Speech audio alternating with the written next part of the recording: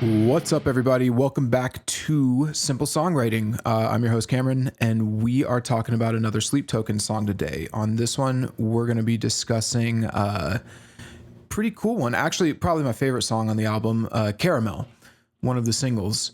So in this case, before we dive into the full breakdown for Caramel, which I actually think is a fantastic song, by the way, I think it's a great song.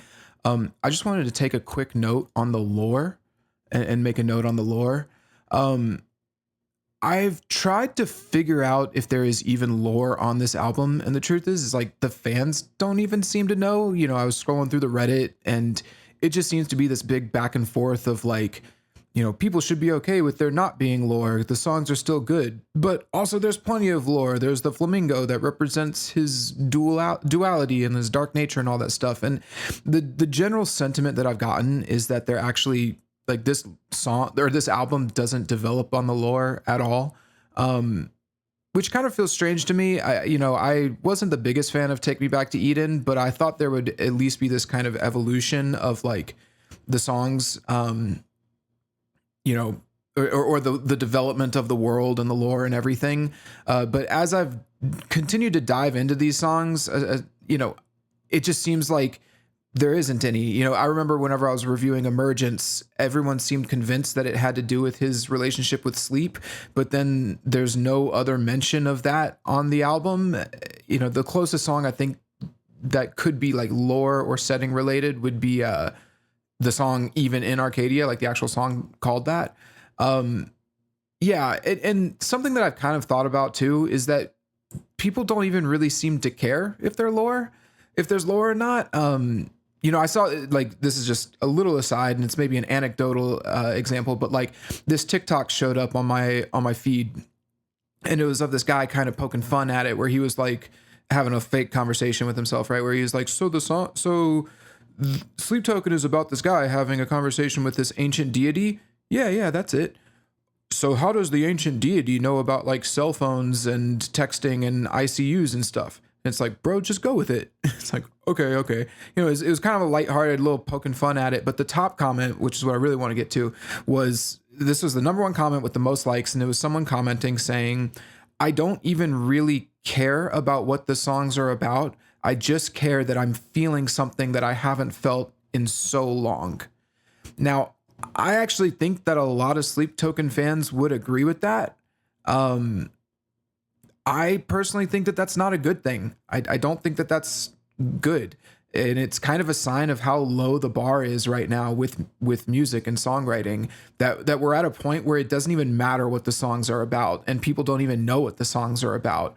The main point is that like it's more important that we just feel something from the songs rather than writing a song that is about something substantial. I'm not a big fan of that. I'm not saying that the songs are necessarily bad. I'm just saying that, and this isn't even Sleep Token's fault necessarily. This is more of a sign of the times, right? Where we're at a point where we don't even care what the song's about, you know, it's just how it makes me feel. With that said, I don't even think that the Arcadian world that they've created, like lore with sleep aside, because none of these songs seem to be about Vessel's relationship with sleep, even the setting and the world of Arcadia, which you could definitely take as like a metaphor for like this paradise, right? I mean, the theme for the album seems to be that even in paradise, even in this Arcadian paradise, there's still problems and struggles. And a lot of the songs kind of go back to that. I even have an issue with like the world isn't even a metaphor, or the metaphor ends at the album title, because he will literally use literal language on the album. He doesn't use metaphorical language, except again, the exception being that one song, Even in Arcadia, and maybe like a few small ones. Like he does use metaphors on the album, but he doesn't use the world as a metaphor, if that makes sense. So for example, like I keep referencing Lord of the Rings when I talk about it, but you could say that like the Lord of the Rings is a metaphor, and that world is a metaphor for like the battle of good versus evil. The ring is a metaphor for evil and the power to corrupt, right? When Vessel says quite literally, they want to see my real face, or what was the exact line? Let me get it right. Every time they try to shout my real name just to get a rise from me, or he says something like, this stage is a prison. It's like, that's not metaphorical language. That's literal language. So he's not talking in the setting of the song isn't Arcadia. It is the real world here. And I'm not, that doesn't mean that the song is good or bad. What I'm pointing out is that this metaphorical world is not being used, which I do consider a little bit of a letdown ultimately, which is kind of my whole point of this little blurb at the beginning. I think that the whole thing with the lore in this band is starting to feel a little silly. I don't think the fans even know the lore, or they can't tell if there's lore or not. I can't tell what the lore is. The album doesn't seem to reference lore or have anything to do with the lore. The setting is not used. It's not metaphorical language isn't used in the album. Literal language is. So the setting ultimately just feels a little bit hollow.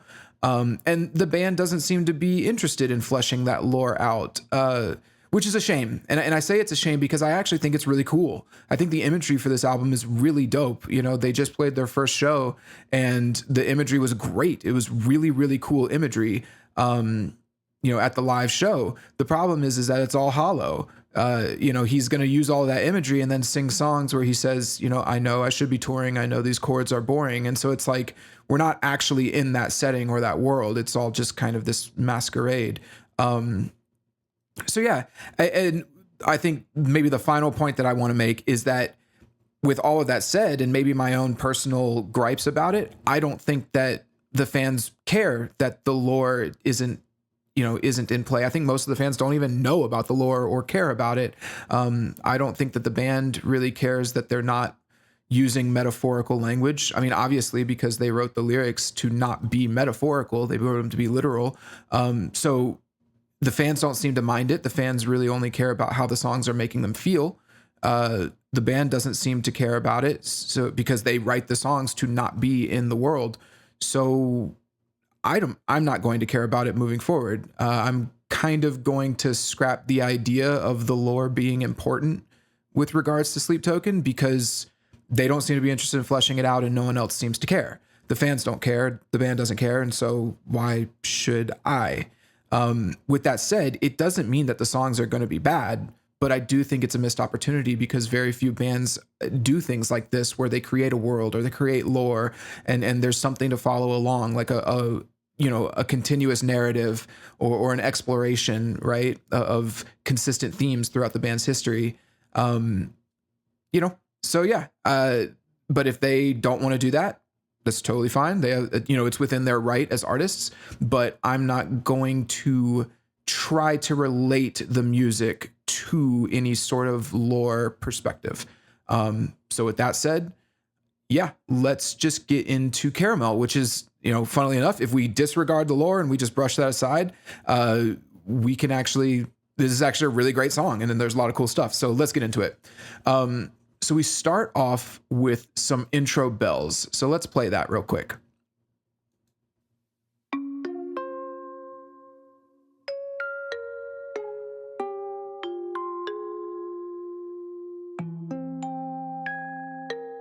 So right off the bat, like these bells are super, super cool. They're really awesome. So one thing that I want to note that was probably done here is they probably used like an arpeggiator. And for those of you who don't know what an arpeggiator is, it is essentially like a tool that you can use in music software where you take a chord and you can assign it. It basically splits the chord up into single notes, and then you can set like how many octaves there are or how random the notes are. And so all of the notes here, there's a clear chord progression happening here, but a lot of the notes are kind of random. They're hitting, you can't quite predict what they are or what the, where they're going to go. So they go kind of high, low, doom, da, doo, bum, boom, doom, da, doom. It's very, which I like. I actually think it's really cool because you can't quite, you can't naturally figure out what the next note is going to be, but all of the notes fit within the chord progression and it sounds really cool. So it kind of creates this it creates this nice, pleasant sound. Well, first off, the bells sound really nice and pleasing to the ear, but they're a little tense and you can't quite catch where they're going to land or predict where they're going to land next. And the chord progression itself has this very, I'm going to bring this up throughout, but like this song has a really interesting mix of sadness, eeriness and tension, but also relief. And I think that all of that fits perfectly with the theme of the song, which ultimately is about the drawbacks of success and fame. And so it's like feeling, it just perfectly encapsulates that, right? Like it's everything should be great. I'm in Arcadia. I'm successful now. Everything's supposed to be great, but then there's just this underlying sadness or tension that really it's very interesting. It's very powerful, and it's a good example of like the music lending itself to the theme and setting it up really early on, like with the first few notes. So it sounds nice initially, but then it's kind of like something's wrong. So yeah, that's really cool. So let's keep going because then the vocals come in.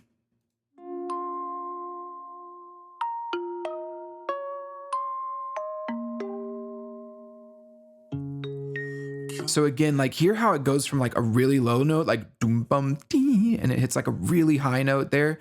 That's what I mean by, you pick the chords and then you create the arpeggiator, which separates them out. And then you can select how many octaves you want the arpeggiator to choose from and how random you want the notes to be. So then it'll just randomly select this really high note.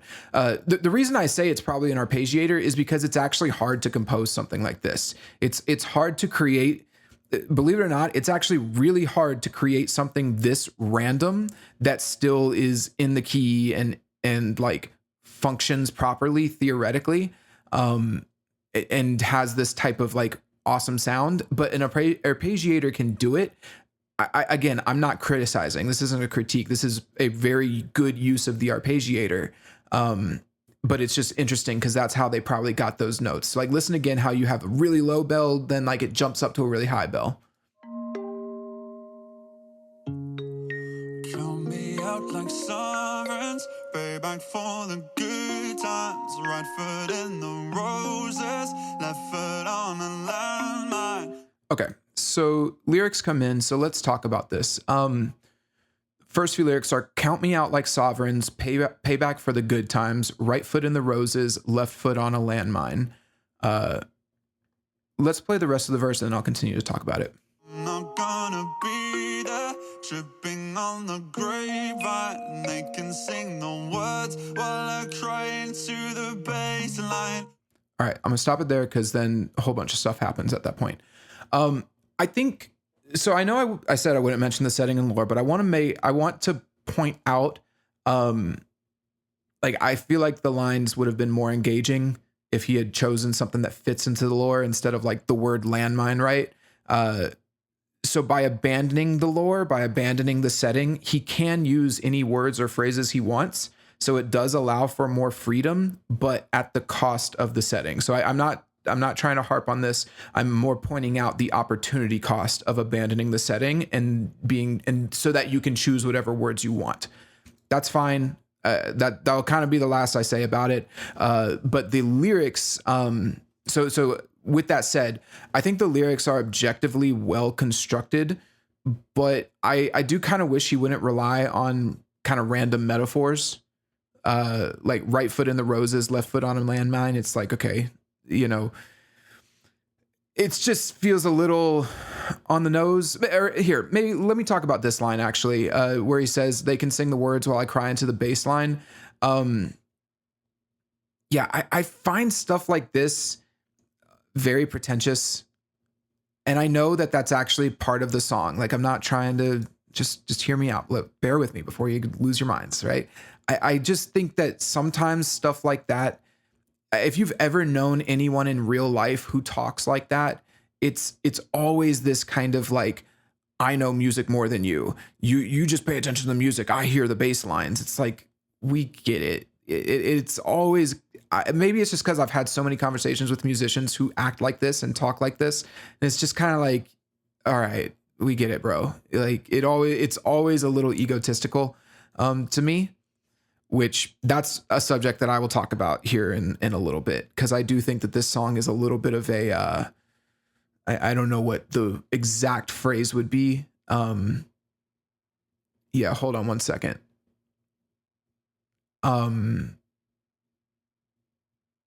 Yeah, I think that this song, oh, that's what it is. It's a little bit of a contradiction. And we'll talk about that later. But there is this contradiction of like, I'm not egotistical, but I just cry into the bass line, right? It's like, all right, we get it. Saying that you're not egotistical is usually like a whatever it is, a dog whistle for being egotistical. But we'll talk about that later in verse 2. Now, with that said, so again, the lyrics are fine. I just think that they're kind of like, all right, whatever.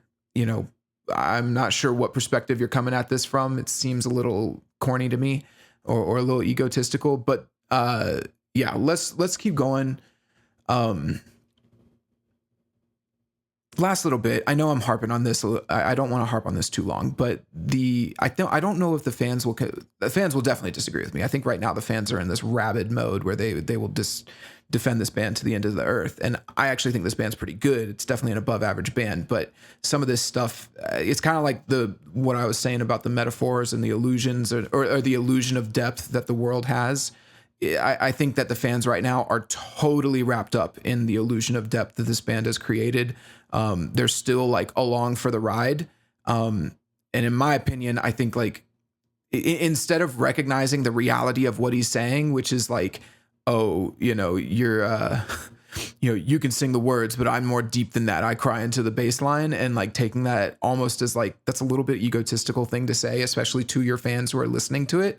I think most people will tell themselves that they aren't those fans, and they're actually the ones that do get it, because I listen to the bass lines too. And so it's like, yeah, I just be careful with that. I mean, if that's how your singer already feels about most of the people who are singing along to his songs, it doesn't really bode well. But we'll talk about that later. Like I said, in verse 2, we're going to get into it. His vocal melody is pretty good though. It's a solid vocal melody. But yeah, let's keep going. Into the baseline, wear me out like Prada, devil in my detail. I swear it's getting harder, even just to exhale. All right. Yeah, you guys know that I'm gonna hate this. So before I talk about the drums, because I think the drums are awesome, let's keep talking about the lyrics a little bit. I find it so contradictive to have the same guy who was talking about how like he listens more to songs more deeply, he's crying into the bass line, and then the very next line is wear me out like Prada, devil's in the details. Yeah, so straight up, again, I think this is a good song, and we're gonna get to good stuff, but it's stuff like this. This is why Sleep Token gets hate, because this is just a shitty pun of the Devil Wears Prada. It is a shitty pun. It's stupid. There's not really much to say about it. I think that you can attempt to find more details, or you can attempt to find deeper meaning here, but this is stupid. It's a stupid line. It's a shitty pun. I'm not feeling it. Yeah. And I mean, again, I mentioned earlier, like this is where we lower the bar for our music, right? Like who cares about setting and lore or themes or what the song's about or anything like that? Wear me out like Prada, devil's in the details. Like that, to me, this is just like a girl song. Like that's the type of line that like a bunch of girls would find really cool and interesting. And I just don't. I think it's lame. And, I think that the rest of the lyrics, they're a bit on the nose, but they at least express the theme, right? Like, I swear it's getting harder even just to exhale, which actually, let's finish the lyrics out. Backed up into corners, bitter in the lens. I'm sick of trying to hide it every time they take mine. All right, so the lyrics, full lyrics, just to be clear, are wear me out like Prada, devil in my detail. I swear it's getting harder even just to exhale. Backed up into corners, bitter in the lens. I'm sick of trying to hide it every time they take mine. So he's talking about how he's being a little bit more on the nose here, where he says, I swear it's getting harder even just to exhale, backed up into corners, bitter in the lens. So he's talking about camera photos, right? Like he's when people take his picture, he's feeling bitter about it. He's feeling backed into a corner, constrained by the success and the fame. And he says, I'm sick of trying to hide it every time they take it. So he's sick of trying to pretend like he's not bitter and frustrated when people take his photo and crowd him and back him into this corner. This is all cool. Like, I don't have any problems with this. Again, it's maybe a little bit on the nose, but I think that it's actually good. It's so we don't miss the point here. He's frustrated with the fame. He feels disconnected from everyone. This topic is pretty common. We've heard lots of artists sing about this or write about this, but it's being presented in an interesting way here, at least, specifically with the drums, right? Let me just think. Is there anything else I wanted to say about the lyrics? I don't think so. Yeah. Wear me out like Prada, devil's in my detail. It is shitty, but everything else a little on the nose. I don't think that this first verse has the best lyrics. I think the better lyrics come into this song a little bit later. But yeah, the drums. So the drums are awesome. I've constantly said this. The drummer is the best part of this band.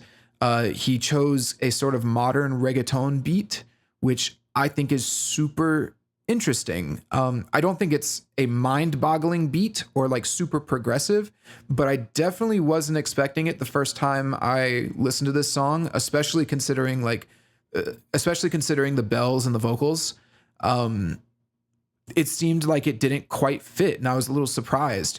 But then as the song goes on, there's actually a thematic reason why he's playing that beat, which I love. And I don't think it really gets hit home until the very end of the song, which is great. Or at least until the bridge. Right. And so it's a thing where like the first time you're listening, you might not be expecting that. And you're like, that's weird. That doesn't quite fit. But especially with like the lyrics and what he's singing about, and then the soft nature of the bells, but it all flows together really well, and there's a purpose behind it, which is what I like the most, and why I say I think this song is one of the better ones on the album, if not the best song on the album. So we'll talk more about the drums later, because I think it's going to be really interesting getting into like that musical theme. But for now, let's just keep going. Yeah. So then we've got the chorus, right? So we're coming out. So to summarize, at this point in the song, right, we're about a minute in, and we have this somber, eerie vibe, but also kind of nice and pleasant. The singer is maybe feeling frustrated. Maybe I didn't break down the first half of the verse enough. He's saying right foot in the roses, left foot on a landmine. I'm not going to be there tripping on the grapevine. I think that line is actually pretty good, tripping on the grapevine, because grapevines are typically associated with luxury and like lavishness, right? Like it's success and fame and glory, and it's going to trip him. Like he's going to trip on it, and he's frustrated by that, right?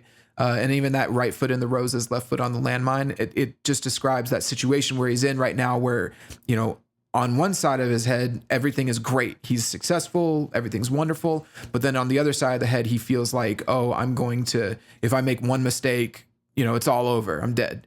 And then real quick to break down the very first line of the song, because I don't think I did it enough. Count me out like sovereigns sovereigns are a gold coin. And so he's saying like, it's kind of a little double entendre, I guess, where he's saying like, count me out, like I'm out of this, I don't want to be a part of this anymore. But also that count me out like sovereigns could be seen as like people taking from him, like piece by piece, like coin by coin, right? Like if you're counting your sovereigns, you're taking a little piece from him with every coin. And that's why he says payback for the good time, which again kind of continues that double entendre of like, you're taking from me as payback for, I guess you could interpret that a few different ways. But I would say, I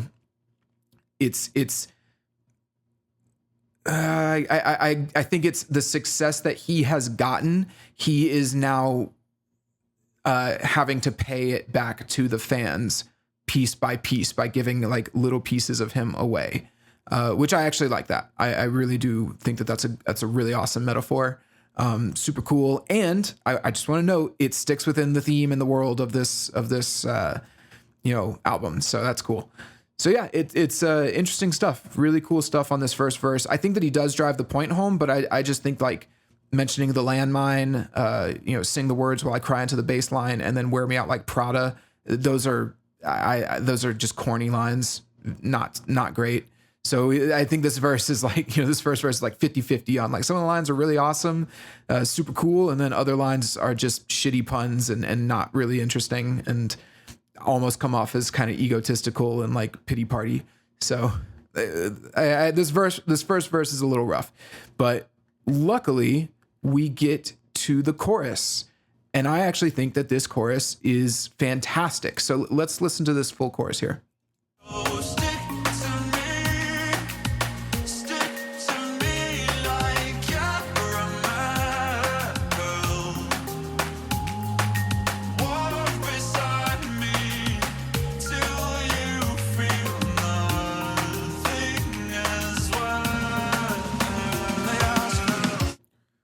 All right. So yeah, let's talk about the lyrics real quick. Because since we're on lyrics right now. So he says, so stick to me like caramel, walk beside me till you feel nothing as well. It's funny. Like when he said the song was called Caramel, I was like, what does that mean? Why would you mention caramel? But I actually really like that imagery of caramel, like the word itself and what it kind of evokes, right? It's like a sweet gold, like it's a sweet tasting gold candy, but it's also got this drawback, right? Like it's kind of messy and, it can get really sticky and uncomfortable. And then candy naturally is not great for you if you eat too much of it. And so there's all these like layers, right? Like if the whole song is generally about his problems with fame, he feels like I think that imagery perfectly encapsulates that. Like, I don't want to, like, you're taking too much from me. And I think taking that much from me is actually going to be bad for you and bad for me as well. But there is this, sweetness to it that can be appealing in the short term, but not good in the long term. And so while caramel is nice, we like caramel, and there's also this messiness and uncomfortable stickiness that comes with it. It's super unique. It's a really unique word, and to find that it works perfectly as a metaphor for this song. And I even think that it fits well with the vibe of the album and what the band evokes, like the imagery of the band as well. Like it all just works really well, that word caramel. So yeah, props to them. Like really cool imagery. But then also the nature of the chorus as well has this, it's what I would want from Sleep Token. It's almost ritualistic, like a preacher talking, to his followers or giving a sermon, right? He's saying, stick to me, walk beside me till you feel nothing as well, right? And it's this like, follow me, come with me, I am your shepherd, right? Like, which is cool. That's, again, exactly what I would want from a Sleep Token song, and it works great. So yeah, really, really loving it. The vocal melody is also really catchy. Rather than it being like feeling like this whole new section, right? It actually just feels like a continuation of verse 2. I think the only difference is that the synth bass comes in, and then the drums switch to a snare. Let's hear that again. Let's pay attention to the drums.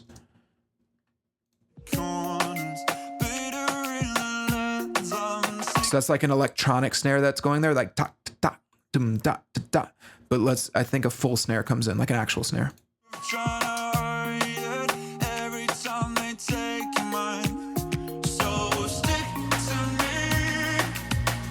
It's actually more, they add a little bit of a clap to it, so it's not a full snare. In fact, the real drums don't come in until verse 2, but it's more of like a reverbed clap, which and the drum beat becomes just a little bit more complex here.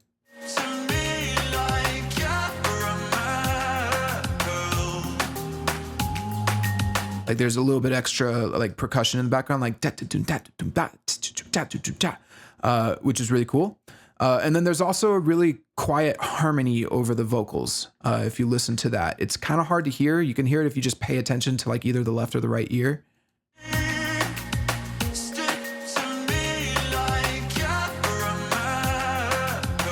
Yeah, I think it's very hard to hear, but it's definitely buried in there. I'm not sure what the theory behind that harmony is, but yeah, it just opens the vocals up a little bit more, which is normal for a chorus. So yeah, it just feels like we're continually building and evolving, rather than like, okay, here's this whole new section, right? Which is good, because I think a big part of this song is that continual tension that he is feeling, which, as we'll see, comes to a little bit of a head at some point. So yeah, overall, very cool chorus. There's also this synth that comes in. It's like a low bassy synth, which just adds a little more gravitas to the chorus. Let's listen for that. See how dry that is? Everything's very dry, and then the bass comes in right here. That low boo.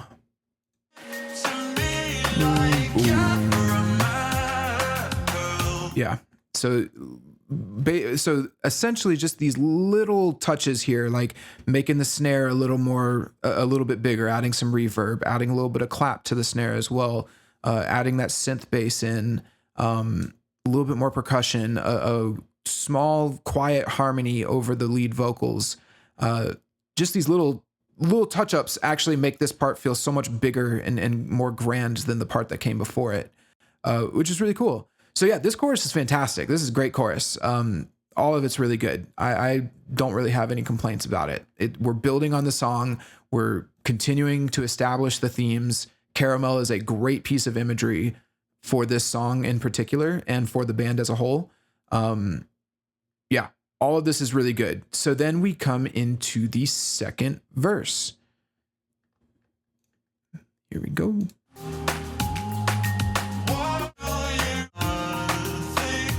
All right, here we go, right here. So real quick, we've got in the background, we've got the real snare doing like a little roll to come in, which is a nice way of smoothly bringing in the real drums.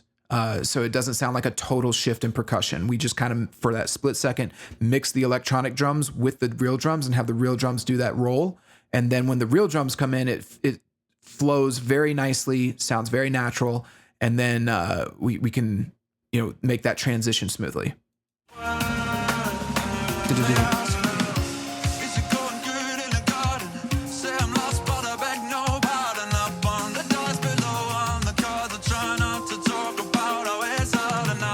All right, let's pause right there.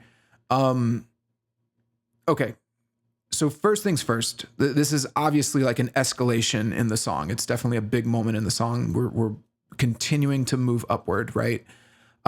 First things first, the drummer deserves an award for this drumming. It is actually, in my opinion, some of the best drumming I've heard.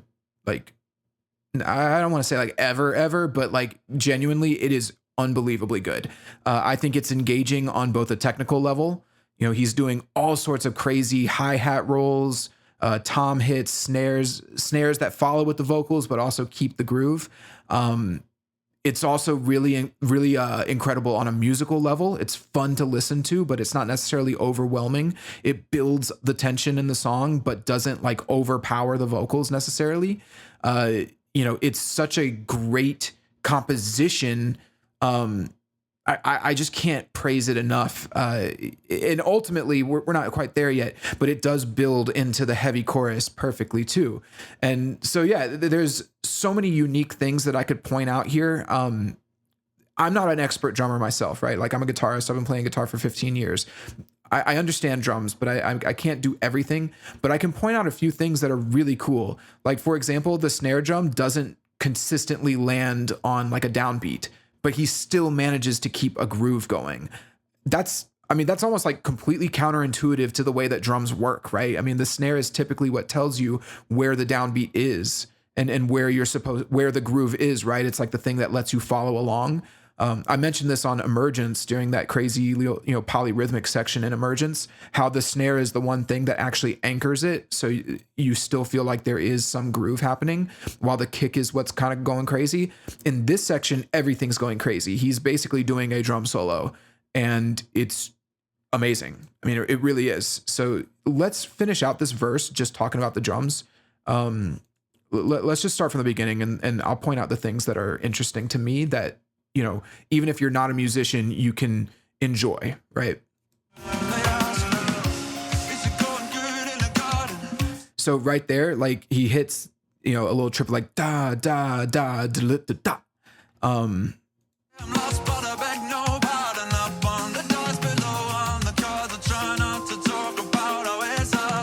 So right there, every single snare hit was basically on all of the syllable. Like every time the singer sang the same syllable. My de-esser is going to have a pain in the ass with that. Every time the singer sang the same syllable, he hits the snare drum along with him. So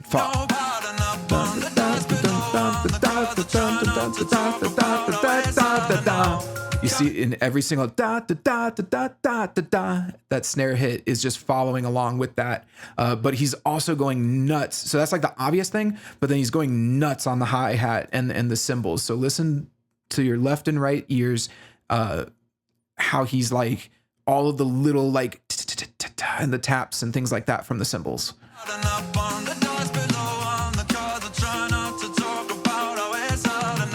And then he ends it with a tom roll. It's really crazy. It's honestly some of the coolest shit I've heard. So yeah, let's keep going.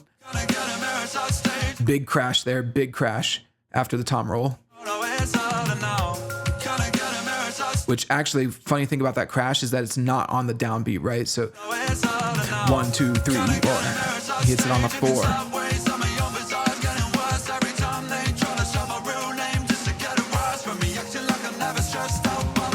Awesome hi-hat roll there at the end. Listen to left speaker, how he hits that really, really fast there. Hear that? He's just hammering on that hi-hat for a split second. One more time.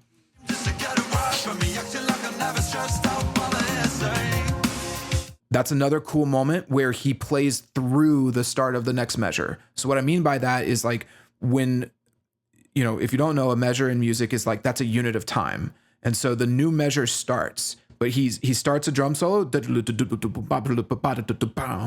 he plays through into the next measure. So you'll hear the synth come in, but he's still playing even when that synth comes in. So when the synth comes in, that's like a sign that the new measure has started and we've entered a new section of the song. But take a listen. Still playing, then right here. So when I said here, that's when the new measure starts, and you can hear the song open up. You can hear like the gospel synth. It sounds like a gospel synth playing. Could be could be actual background vocals, but I don't think it is. I think it's actually just like a synth. But then there's a little bit of bass that comes in too, and so the song just you can feel that whenever it opens up, even if you don't know exactly what I'm talking about. And then if you pay attention to the drums, he's still playing his solo through that transition. One more time.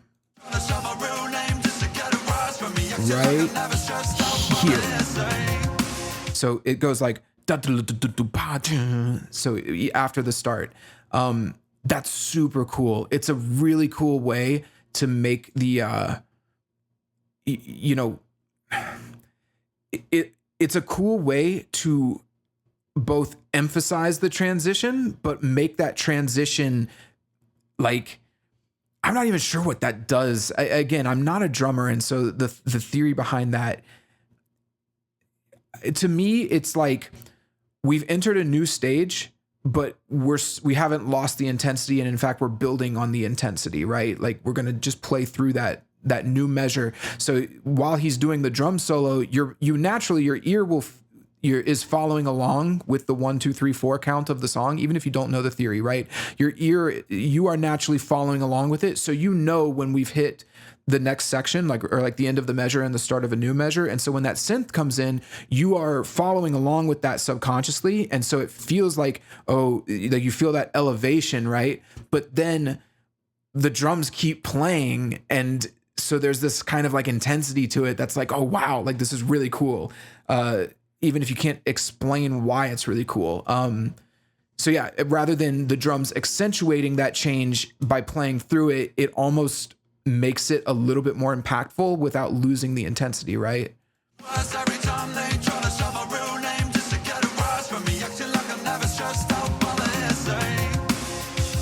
You feel that, like that, and then let's keep listening.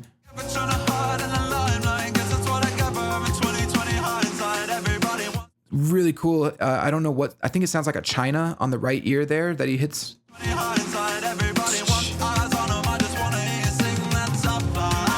Really cool tom roll there.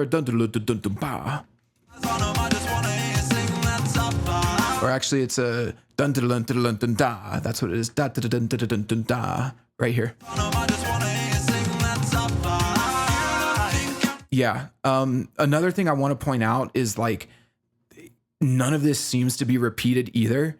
So it's all so composed and deliberate, and it just keeps going and growing and moving, and it just I love it. I love it so much. You know, there's so many songs these days that just have like the same boring trap beat or like the same 4 on the floor drums. Like everything Chappell Roan releases is just garbage, right? You know, on a drumming level, and people just don't seem to understand how awesome it can be to have a great drummer, and what that can lend to the energy and the intensity of your music. You know, I think Avenged Sevenfold is a great example of this. Like you listen to anything that the Rev did and it was just revolutionary, right? But then even their newer stuff with Brooks Wackerman, it's all just so on point. And yeah, I think people have just completely forgotten how wonderful drums can be. Like having a real drummer who knows percussion and knows how to build. They just don't know what they're missing out on half the time, you know? And this is a perfect example of that. I really, again, I want to emphasize these are like award-winning drums. They're fantastic. Let's finish it out because I want to kind of get my drum rant over, and then we can talk about the other elements of this. But I just love these drums so much. They're the best drumming on the best drum section on the entire album, for sure.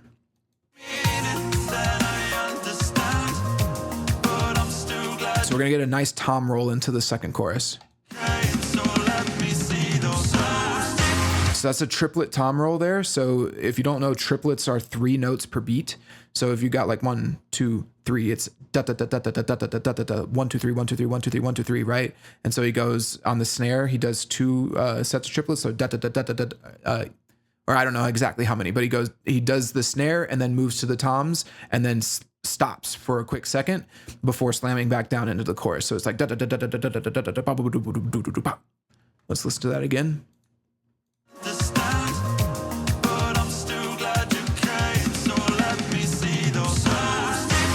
Yeah, boom, and that's really awesome too because of how busy this drum section is for the whole verse. To have that tom roll or to have that triplet roll into the pause, it's very noticeable. It's not quite as busy. I know it's like it seems like it's very fast, but it's actually not as busy. It's easier for the listener to grab onto that. And then when he stops, it really leaves an impact because of how much he was doing before. And which is perfect because then this second chorus is heavy. So yeah, I'm not a drummer. I can't break down everything that he's doing, but I can break down a lot of it. I hope that this maybe showed you a few little small things that you might not have noticed, but this is just top tier drumming. And yeah, he deserves an award for this or something. I mean, he needs to be recognized for this. This is beyond just being like cool or above average. This is very high level musical drumming. It's fantastic. We need more drumming like this in music. So cool stuff. Okay. Next thing. So the next thing I want to talk about with this is the 808, because I really like the 808 that comes in here. I think it's a similar thing that you heard in the chorus. It might even be the same progression. I didn't look up the theory of the chorus versus the verses. I didn't look up the actual chord progression, but I do remember hearing this in the chorus. But there is a really nice 808 that comes in here. Check it out. check out like this little bass slide. If you don't know, 808 is like a bass synth. Specifically, it's a synthesizer from the 80s that had low end, like sub bass frequencies that you could hit. And it just became synonymous with that like boom, boom, boom sound. I mean, most people know what 808s are at this point, thanks to Kanye. But yeah, listen for these really cool 808 slides that come in.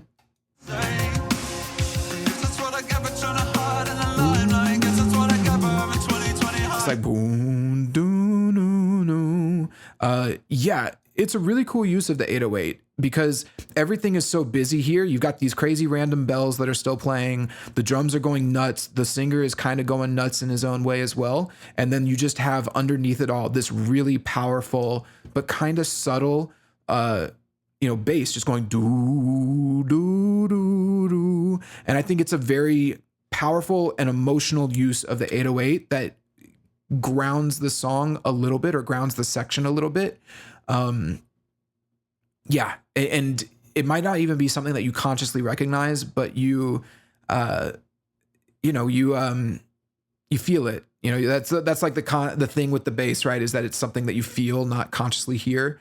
Unless you're Vessel, in which case you cry into the bass line. Okay. So that's pretty much all the musical elements. So let's talk about the vocals. Hold on, I'm going to drink a little bit of water real quick. Okay.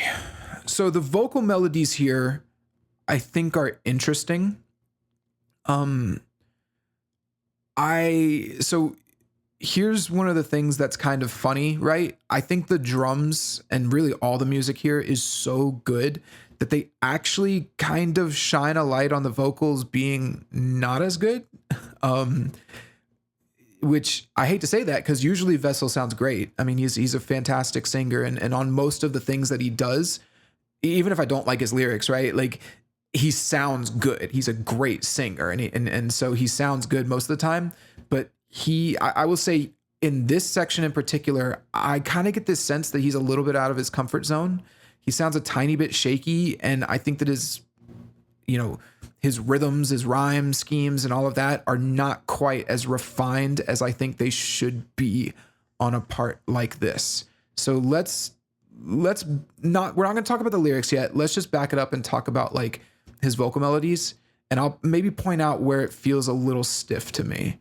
All right, let's go back a little bit. All right.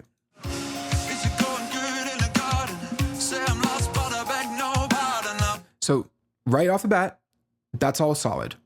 I think that's all really cool. I'm not gonna talk about the lyrics, just melodically da da da da da da da da da da da da da da da da. Now here's the next part.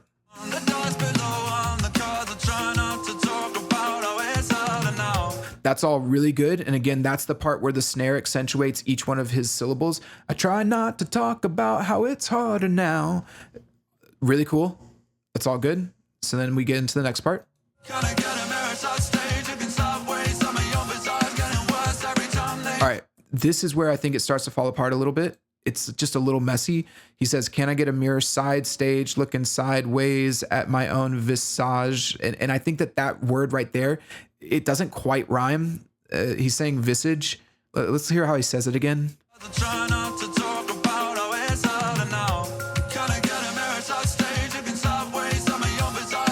Yeah, he kind of tries to make that rhyme and it doesn't. Like stage, sideways, visage, because the word is visage, and it just doesn't quite match. And then he says getting worse.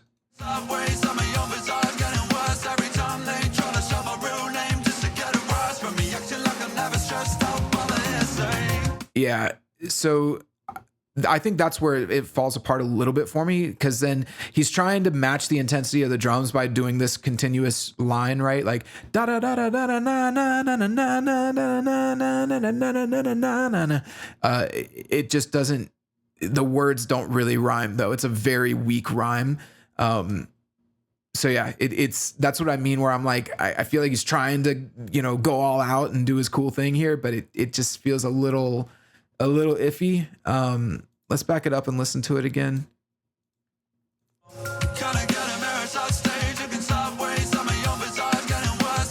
And And even like getting worse, he's almost trying to make getting worse stay in that rhyme scheme. Side stage, looking sideways at my own visage, getting worse. Like it's just very loose rhymes. He could have chose better words here from like a rhyming standpoint.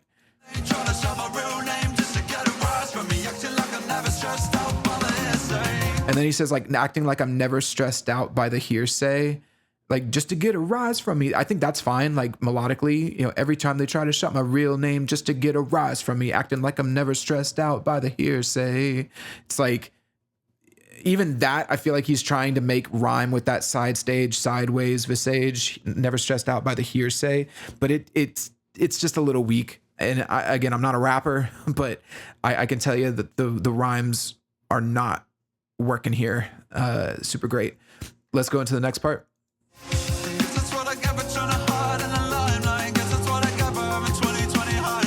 All right. Oh, here. So right there, again, this isn't quite as egregious as the part before, but something just feels a little off, right? Like, I guess that's what I get for trying to hide in the limelight. Guess that's what I get for having 20/20 hindsight. Everybody wants eyes on him. I just want to hear you sing that top line. And it's kind of like, something about this melody too feels a little whiny. I think it's the hindsight line. Listen for it. Yeah, he kind of does like hindsight, like a little like hindsight. Yeah, you hear that hindsight. Yeah, I didn't even notice that before. Let's get the whole line real quick.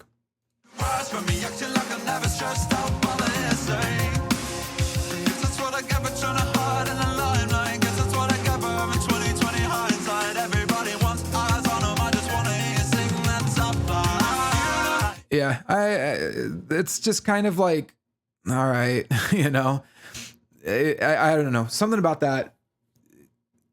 I guess that's what they get for trying to hide in the limelight. Guess that's what I get for having 20/20 hindsight. Everybody wants eyes on them. I just want to hear you sing that top line. Something about that is a little. It's not bad. It's not bad. I don't want to sound. I'm not being too critical here. It's just it's not quite. Again, my point about like the drums are so good here that just feels a little bit weak, you know. And maybe it's the 20/20 hindsight. It's like. Okay, it's a little bit of a cliche to me, but again, I'm trying to stay away from the lyrics on right now because we're going to talk about the lyrics a little bit more. Okay, with all that said, though, this pre-chorus, it's called a pre-chorus on Genius, but it's really just like the very end of the verse. It's fantastic. This vocal melody is great.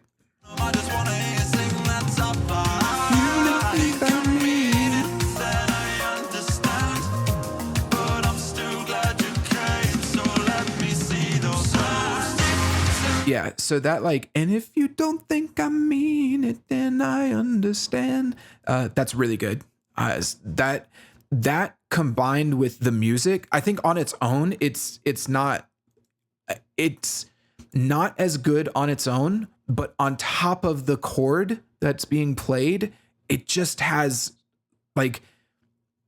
I don't like to just say this word because I think it's a little overused, but it has so much emotion to it. It has so much emotion that it really feels powerful. And it's the type of, it actually kind of gives me a little bit of goosebumps. And then even that like, but I'm still glad you came. So let me see those hands. It's like, let me play it again. Sorry.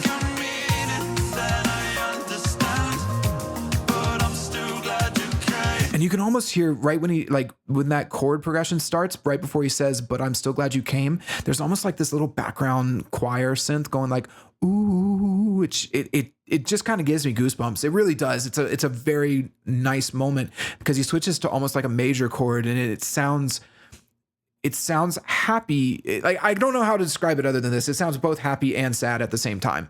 He sounds happy. He's glad that you came, but there's this really deep sadness in that, you know, in that chord as well.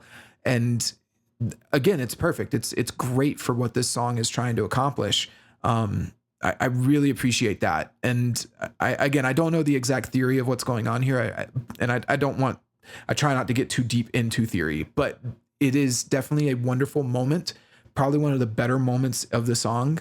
And I think it's a great spot too, where he chooses to use personal language, very personal language. Like, and if you don't think I mean it, then I understand, but I'm still glad you came. So let me see those hands. It's like, normally I again, I'm trying not to get into the lore, but it's like, let me see those hands is kind of, all right. Yeah, this is definitely a song meant for live shows, but like it's genuine. It feels very genuine and impactful. And I really like that. It works great. So let's back it up a little bit. Let's just listen. Let's just listen one more time. Sorry.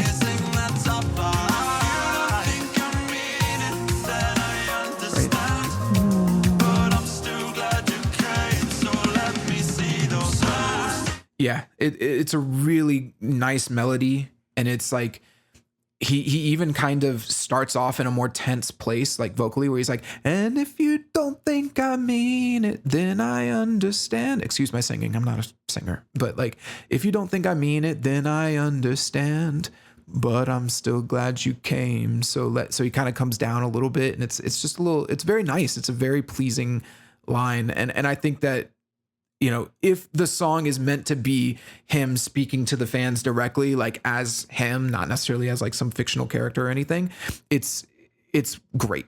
It really is the type of line that will connect you with the fans. So I like it.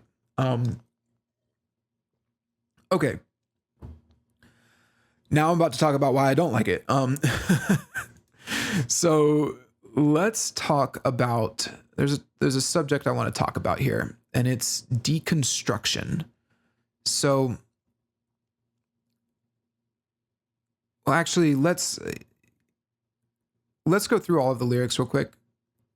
He says, they ask me, is it going good in the garden? Say I'm lost, but I beg no pardon. Up on the dice, but low on the cards. I try not to talk about how it's harder now. I think these are pretty on the nose. I like that, you know, is it going good in the garden? I say I'm lost, but I beg no pardon.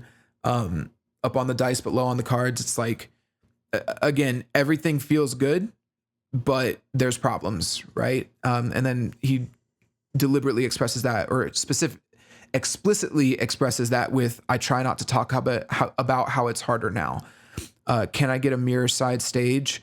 Looking sideways at my own visage, getting worse every time they try to shout my real name just to get a rise from me, acting like I'm never stressed out by the hearsay. Yeah, it's very, again, very on the nose. He is very specifically saying that when people in the crowd say his real name and don't go by the name Vessel, it you know, stresses him out. It kind of maybe gives him a little bit of a disassociation. And then he says, I guess that's what I get for trying to hide in the limelight. Guess that's what I get for having 20/20 hindsight. It's like, you know, maybe this is his own punishment. He did this to himself by trying to be a famous musician who wears a mask and hides his personal identity. And then he ends it with that whole spiel with everybody wants eyes on him. I just want to hear you sing that top line, you know, which means stop worrying about my personal identity. Like, everyone just cares about my personal identity and my personal life, when I just want you to care about the music. And then, finally he says, and if you don't think I mean that, I understand. If you think that I'm being disingenuous, fine, I get it, but I'm still glad you're here. So let me see those hands. And that brings us to the chorus, right? Okay. So let's discuss deconstruction. So artistically speaking, deconstruction is when an artist stops building or creating something new or exploring new ideas and themes, and their philosophy becomes more about tearing apart or breaking down the, you know, things that they've already built, or the rules and standards that they've already created for themselves. You know, politically, it's like identifying issues in the current political system and then like breaking down those issues, right? And usually with the hopes of creating something new. I think that the band right now is at that point. I think they're at the point of deconstruction. This album in particular, it doesn't seem to it doesn't seem to bring about anything new to me. There's no new ideas being created. This album seems to be more of a retrospective of the problems, or a retrospective or an examination at least of the problems that the band currently has, specifically Vessel, right? They've built this great thing. They have a wonderful fan base that is very passionate about them. But now I've even seen some fans say that this is like their weakest album. And I think that if all they can do at this point is take a look at the situations that they're in now and just explain those or talk about those in their personal lives instead of building the lore or building the world or building new topics, right? Then the band's going to be in trouble. I've explained this many times. Deconstruction only lasts for so long, right? It's a short-term benefit. It works wonders the first time, right? Like right now, fans are absolutely loving these songs. Fans love that they get to hear from Vessel about his personal life, right? And that's how Deconstruction works, right? He's no longer portraying Vessel. He's actually portraying like the man behind the mask and giving them a peek behind that, and exposing like how he really feels about things. It's wonderful the first time, and it is obviously working to their success immensely. I am not disputing that they are connecting with their fans and they have a wonderful fan base and they're immensely successful, right? What am saying though is that Deconstruction has diminishing returns. So this album, they might be talking about the struggles of success and fame. If they do this on the next album and continue to talk about the struggles of success and fame, or continue to just break down, or let's just say they no longer use their masks on the next album, people will be like, oh, that's great, we get to see the real them. They were losing, they weren't interested in the lore anymore anyway, right? Like that's the type of thing where over time that will, if you just keep deconstructing the thing that you built, eventually you're left with nothing, right? I think that if you're not continuing to build on your topics, you develop your lore, develop themes in your music, find new things to sing about that aren't related to just you and your personal problems, you're going to have problems. Fairweather fans are real, and usually, when that happens, right? When the switch flips and it's no longer interesting to hear Vessel talk about his personal problems, that's when the Fairweather fans leave. Lifelong fans are typically people who actually want to remain engaged in the music and experience something new. And like I say this as a lifelong Avenged Sevenfold fan, if they didn't continue to push their sound forward and try new things, I probably wouldn't be as interested in the band, right? But they're my favorite band because they always do that. They're always trying to find something new. Like you look at the stage, I would have never predicted that Avenged Sevenfold would write an album about robots and space and technology back in like 2008 when they were writing a bunch of songs about like demons and devils and shit, right? Like, but they continue to push and grow. And even on their latest album, Life is But a Dream, that album is all based on like philosophy and existentialism. And they do a great job of portraying like the mental anguish that can come with, increased philosophical knowledge and the hopelessness that you might feel when you're having like an existential collapse, right? And so that's a whole separate thing that really has nothing to do with the band as individuals, right? I don't think that Avenged Sevenfold are so depressed that they're willing to kill themselves, but they can write an album about a man who is so depressed that he does kill himself at the end of the album, which is what Life is But a Dream is, right? And so that's what I mean. They're not talking about their personal problems. They're talking about, I think that's a part of maturing, right? Is when you start to write about like the world and your examination of it and put that through an artistic lens. And that's what it means. Like you just keep moving forward and pushing for newer, more, newer themes and newer ideas. Deconstruction is the opposite. It's where you've built this really cool thing, right? Like Sleep Token have built this immense lore and fan base, but if they stop building that and developing it in order to just talk about their personal struggles, at some point, one of two things has to happen, right? Like they can't keep talking about their personal lives. They can't keep talking about their personal struggles, or else it just turns into, then it actually does become whiny and people will get tired of that real quick. But they either keep doing that, and I do think that that's something that people just lose interest in. I don't want to listen to 4 albums from Sleep Token where they talk about how miserable their lives are because of their successes, right?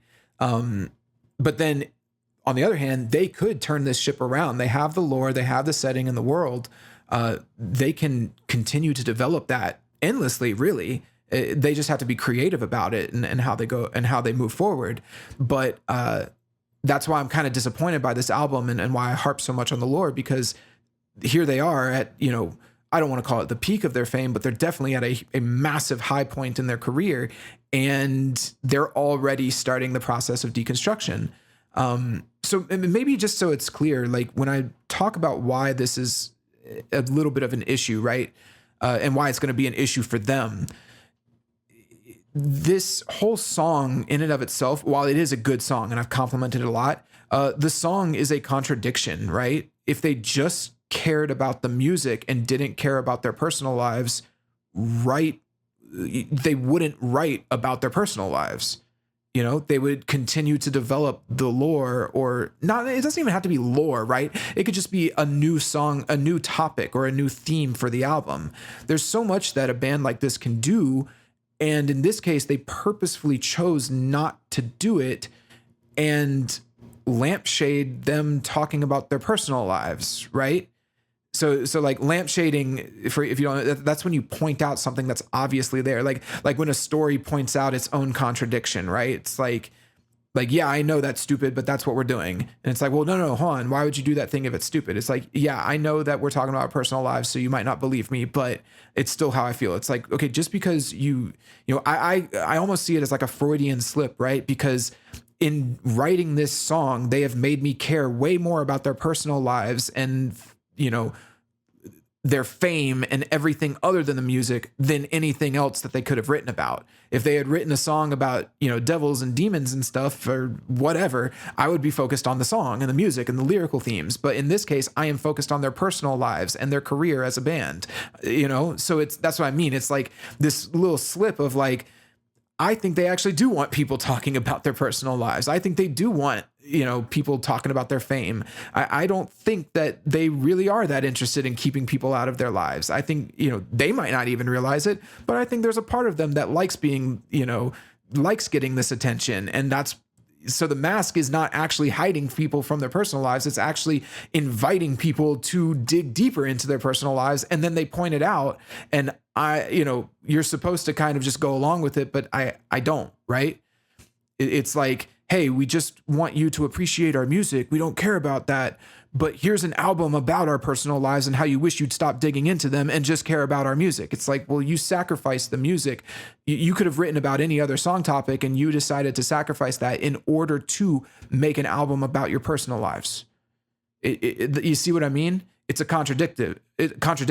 There's an element of cognitive dissonance that's got to be involved there in order to do that, in order to write a song about your personal life while claiming that you don't want to write about your personal life, right?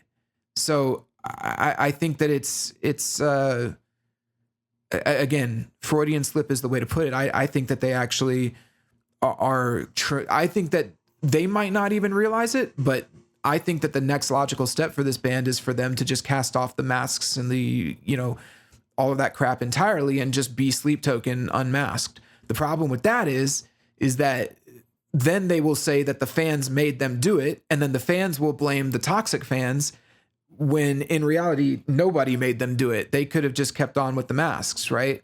We'll see. Maybe I'm wrong, but only time will tell. Like I'm just speculating, right? But I just think that that's how people like that think, right?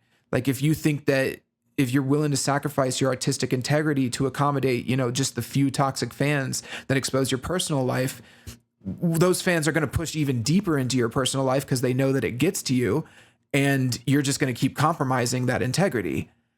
And so I hope they don't. I hope that they maintain the mystique. I think it's really cool, but they're already compromising it. And that is the problem with deconstruction, right? Is that ultimately deconstruction is the loss of artistic integrity in favor of, breaking down what you've built. But it's way harder to build something like what Sleep Token has built than it is to destroy it and deconstruct it and break it down to its basest, building blocks, right? So eventually, if they keep doing this, if that does happen, which I hope to God it doesn't, the band would end up just being a regular ass band again. So hope that doesn't happen. And I'm not saying that that's what they would do, but I'm saying that they're already kind of doing it by writing songs like this. Even if it is a great song, right? It is a really good song, but they're already sort of they're feeding that, they're feeding those fans that want to break the illusion and want to, intrude onto the band's personal life. And I don't think they should be doing that. So I hope that makes sense. I think that it's very finicky talking about this band right now because the fans are really, really attached to it. And and I even like this song. That's the irony, is like, I actually really love this song for a lot of reasons. If you're listening to the clip, please go listen to the full breakdown because I'm very complimentary of this song. But I think that there's got to be a point where you recognize, like, yo, they've sacrificed something by making this song. They're sacrificing their mystique, and they just need to be very careful with that. Even if it's something that the fans want, you got to be, kind of like caramel, right? You don't want too much of it. Don't eat too much of it. It's bad for you. So, okay. That's my spiel on Deconstruction. With all of that said, I do think that these lyrics, are pretty solid. I don't have a whole lot of mega criticisms for them that I haven't already stated. So yeah, let's get into the second chorus.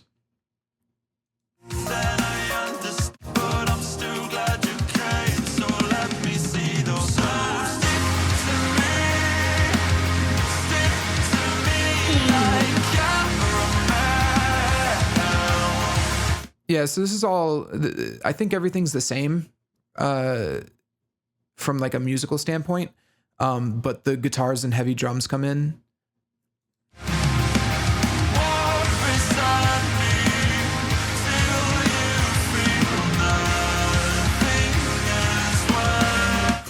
Yeah, as usual, the drums are great. They're on point. They're very interesting and engaging. And then the guitars are super lame and bland. Their guitarist really sucks, if I'm just being honest.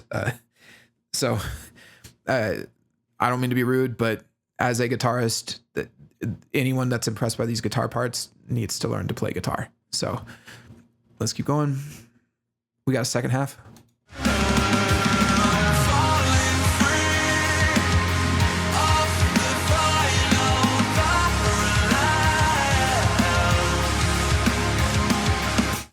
Yeah, I want to note that there's these bells playing. The bells continue to play here, which is really nice. It gives this heavy section a kind of a different flavor than a lot of other heavy sections would normally have. And we'll see that even emphasized more during a heavier part later in the song. But yeah, the second half of this song also has really good lyrics. We'll break them down in a second. Let's just finish the chorus out.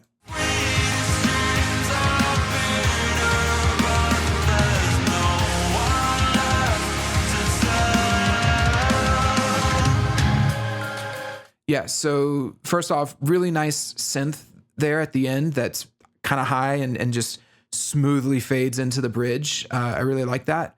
There's also this synth that plays in the background. It's very, very light, but it's playing these kind of like emotional notes of like a da da da na na na na na in the background. Listen real closely. I think it's here.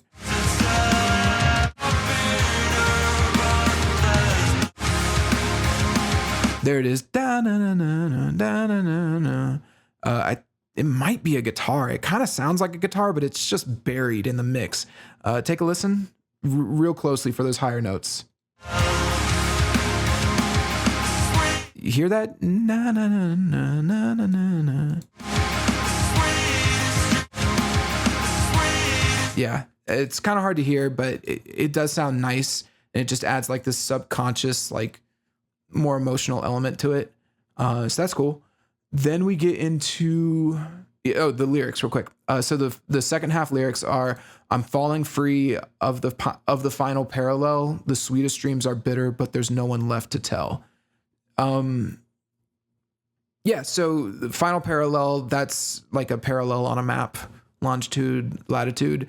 Uh, you know, maybe you could say he's going into uncharted territory. It's kind of a line that you can interpret a few different ways. The sweetest dreams are bitter, but there's no one left to tell. I actually really like this line simply because it keeps that like taste. It references taste, and the song is called Caramel. And so he's saying like, you know, I just like it. There's no like, it's a nice little, I don't know what you call it. It's a motif, I guess, the taste motif of like, anyway, I don't want to harp on it too much, but yeah, sweetest dreams are bitter. So yeah, he's just saying that like everyone thinks that this is really great, but it's actually kind of bitter. But then there's no one left to tell, which means like he can't even complain about it, right? It's like a trap. Like he got everything that he wanted, and it's what everyone would consider a sweet dream, and then it trapped him, and he can't actually get out of it now. So cool stuff. Again, nothing too crazy different from the first chorus, but yeah, good stuff. So let's get into this bridge. Very nice bridge, actually. Find the timestamp. All right, here we go.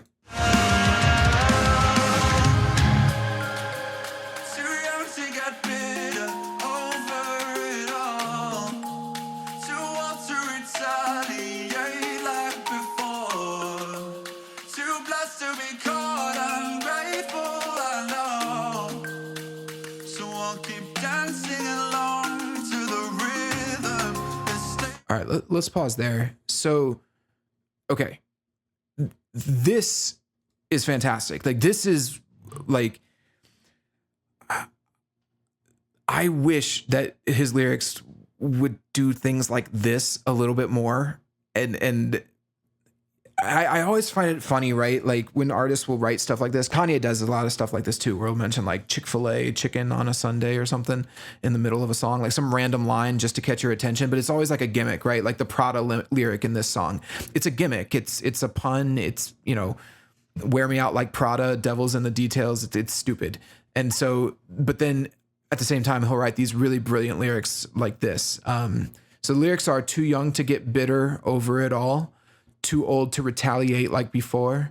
Too blessed to be caught ungrateful, I know. So I'll keep dancing along to the rhythm.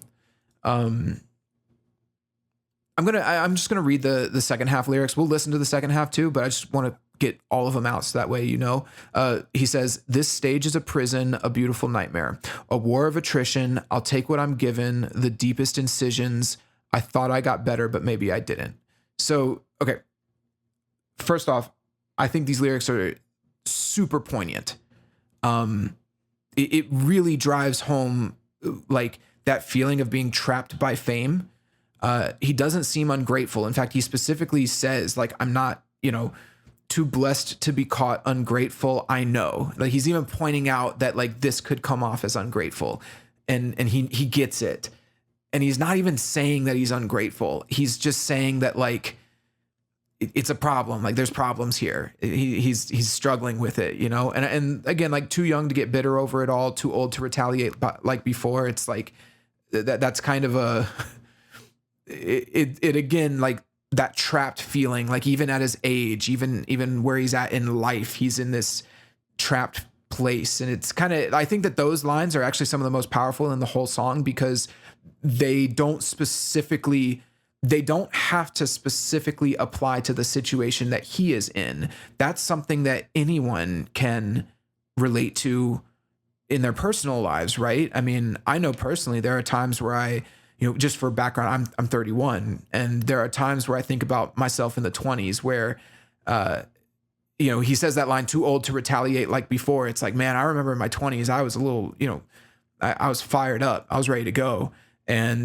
But then at the same time, I'm not necessarily old either. So, you know, that too young to get bitter over it all. It's like, I don't necessarily feel that like, I feel like there's an age where you can get just frustrated and angry at everything in the world. And it's hard to break out of that once you pass that a certain age.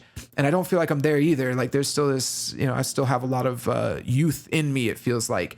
And I'm talking about me personally here. I don't like to do that often, but I'm just explaining that like this is something that everyone can apply to their lives, and that's what makes these types of lyrics so powerful. Like these are actually really great lyrics. So yeah, he then says like, too blessed to be caught ungrateful, I know. And so it's like he's acknowledging I can't even complain about this, so I'll keep dancing along to the rhythm. And that to me is like, which I think that's even where the drums come in too, right? Like let's just back it up a tiny bit and listen. No, okay, the drums are already in there. So yeah, but I mentioned the rhythm earlier in the breakdown, and this is a good spot to like maybe bring that up a little bit more. The rhythm is ironic in this song. So it's enjoyable and it's fun. It's like a fun reggaeton beat. And yet it's not fun. Like it is the exact like it is a sign of him being trapped, right? Like it's a musical metaphor of his entrapment, so to speak. Like he's stuck. And so he has no choice but to just kind of keep dancing along to the rhythm. And funnily enough, I think there's a lot of people that would hear this song for the first time and think, you know, ooh, I really like that rhythm. And they would just like groove along to it and maybe not even listen to the song, right? Or listen to the lyrics or catch on that the rhythm is ironic.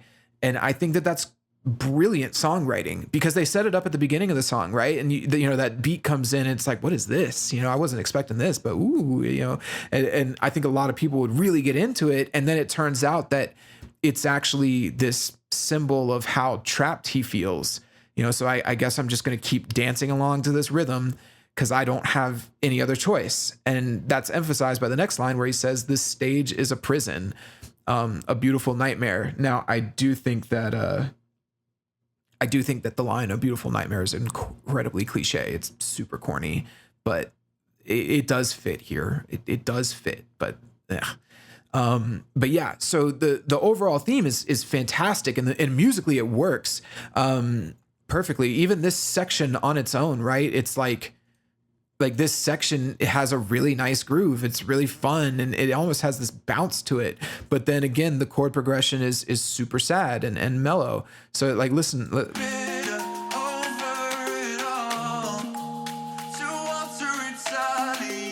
You know, like the bells are a little more pronounced here, but the drums and the percussion, it sounds like if it weren't for the chord progression and the lyrics he was singing, you would think that this was just like a fun reggae song.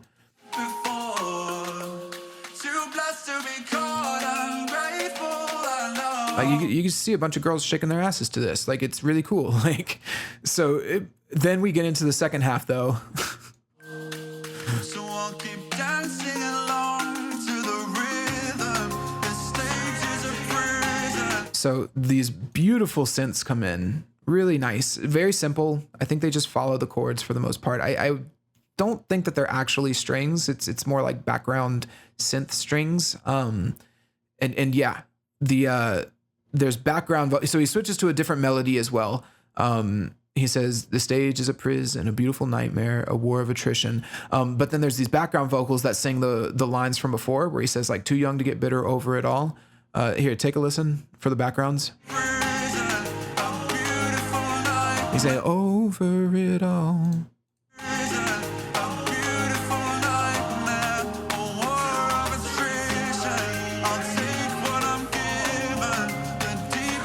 Yeah, it's so, again, this is where I feel like everything thematically is coming to a head, right? Like this is where it's all starting to like coalesce on this moment where, you know, all of the tension that he's been feeling over this, the frustration, like he can't move, he can't do anything about it. He can't even talk about it because at the risk of coming off as ungrateful. It all is coalescing here, and having those background vocals sing that, it really emphasizes maybe like racing thoughts. But the beat just keeps playing, and it's like you're stuck in your trap. Like you're just like trapped in this beat, and you can't move out. It's even hard. You know, it's funny because I just started the song, or I just started that section off in like maybe in the middle of it, and it's kind of hard to even find your place, like find where the start is, the way that it's all layered. Like pay attention to how it's hard to find the downbeat.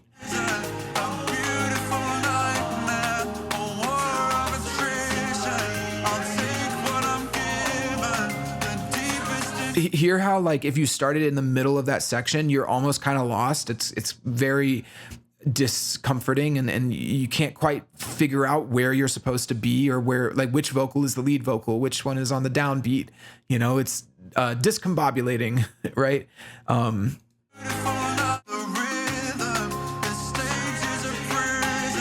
So you can kind of get your bearings if you start the song, if you start it off in the right spot, but like it's just a good example. Like everything's building, and that's when we get into, so it all builds. Finally, he says, I thought I got better, but maybe I didn't.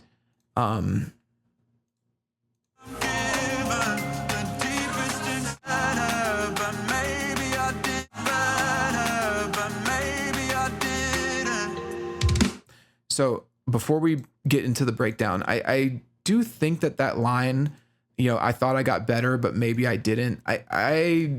I'm not like the biggest fan of that line. I know that might be sacrilegious to say, but like it just feels a little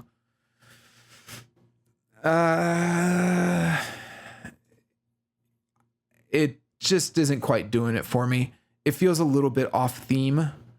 You know, I didn't get any hint in this song that the problem was him needing to get better. This song is about his frustrations with fame. So this is the type of line that I think a lot of people will apply to themselves in their own lives, and that's why they'll like it.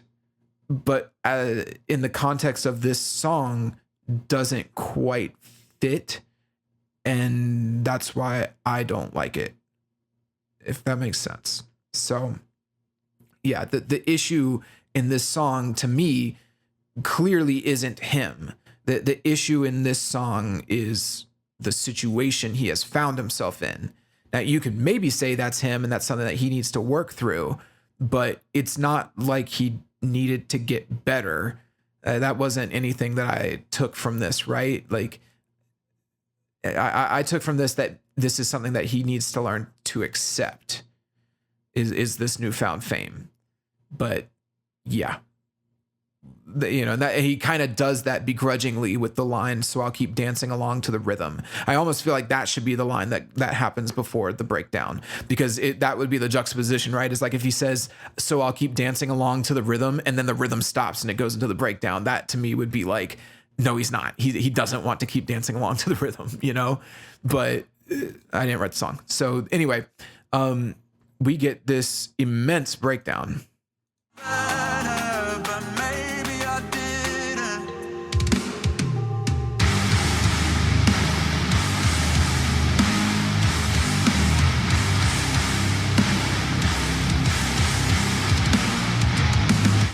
Yeah, so again, like this initial section, thematically it works great. It's heavy, it just crashes out of nowhere, like you might not have expected it. The drums do a little lead into it, so you kind of know it when it's happening in the moment, but like it fits with the song. Like he doesn't want to keep doing this.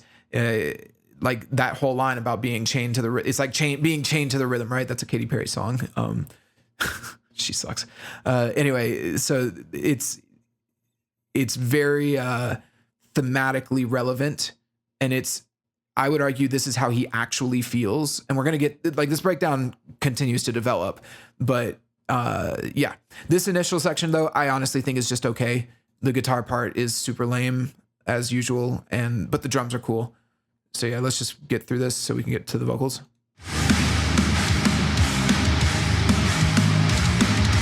Super cool drums. Super cool drums. Listen to that double bass.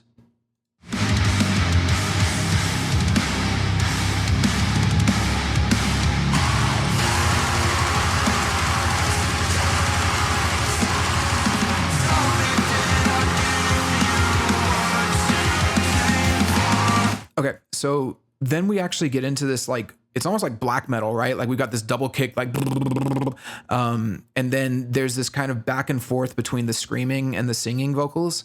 I'm just going to read out all of the screamed vocals real quick. So he says, in these days of days, and then he sings, tell me, did I give you what you came for? He screams, "I wish it all away." And then he sings, "Terrified to answer my own front door." Screaming, he says, "I thought things had changed."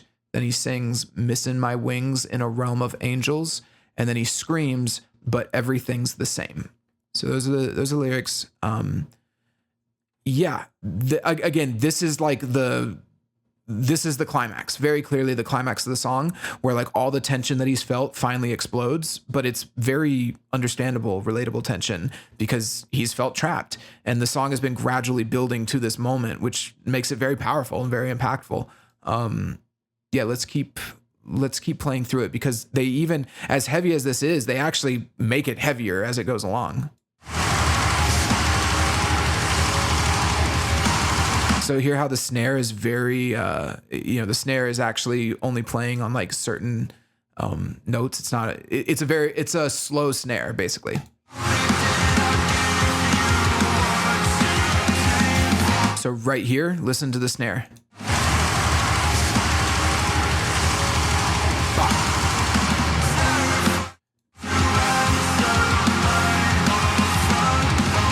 So yeah, we've got the terrified to answer my own front door. So right now he's just doing those very long spaces between the snare hits, but he's doing insane double kick. And then we get into this. So full on blast beats. I think the double kick is going throughout all of that too. Yeah. Yeah. So it's just full fucking throttle. It's awesome. The drummer's so good.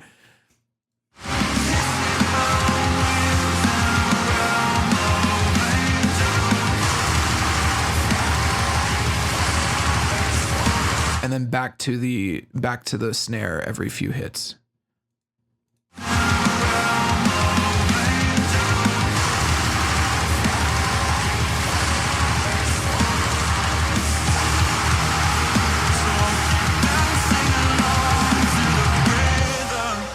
So little drum fill there to get us out of that section and then into the outro. So real quick, the screams are cool in that whole section. They're like super black metal, like, definitely a little bit different. I will say at this point, the lyrics feel a little redundant. Like, yeah, we get it.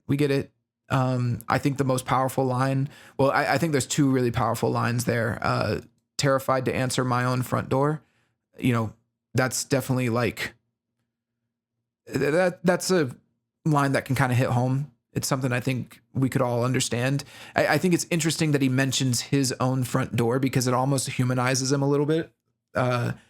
Sometimes when you think about these big rock stars, right, it's hard to, or not just rock stars, but like famous people in general, you don't really, sometimes you don't remember that they have homes. Like they have a house that they live in. And I know that seems like a weird realization, but like, it's not something that most people think about. But like, for example, like Sabrina Carpenter has a house. She just goes and lives in that house and she wakes up and sleeps there. And like, she'll wake up and make breakfast and eat toast and stuff, like Vessel has a home that he lives in and he just, he wakes up just like the rest of us. When people ring on his doorbell, he answers it. It's a normal thing.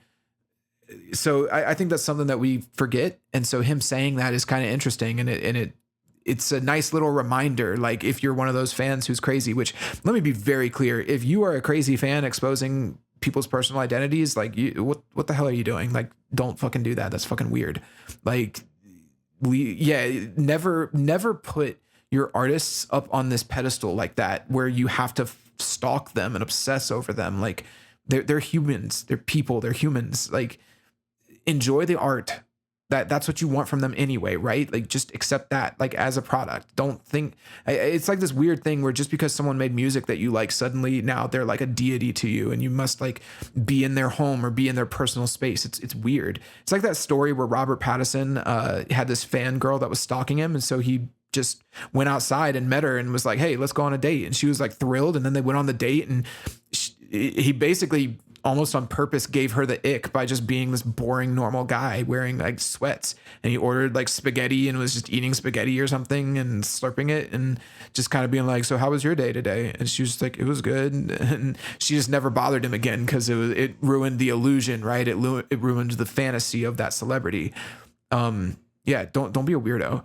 So, but then the what I really think is the most powerful line in this section is the last one where he says, or he screams, but everything's the same.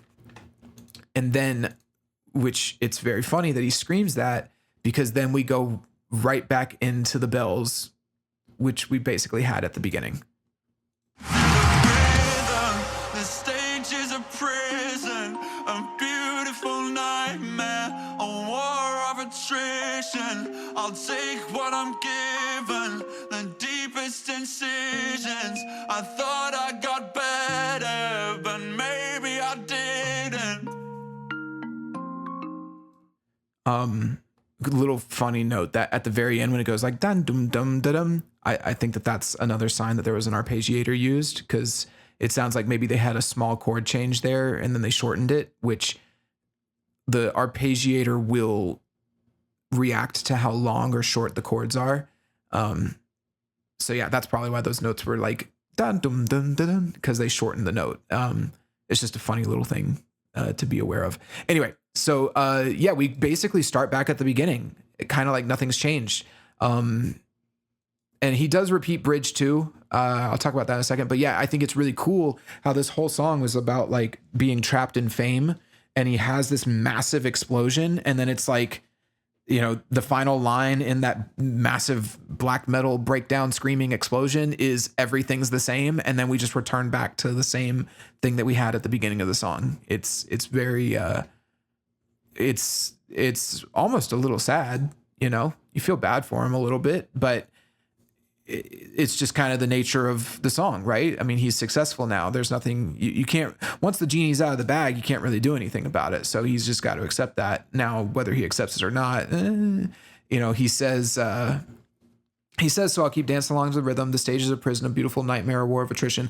I again, I'm not as big of a fan of these lyrics, the second bridge. And especially that line, I thought I got better, but maybe I didn't. So I do think lyrically the song maybe ends on a bit of a weaker note than it could have. But that's okay. It's not like a huge hit against it. It all still works really well. So yeah, it's very cool.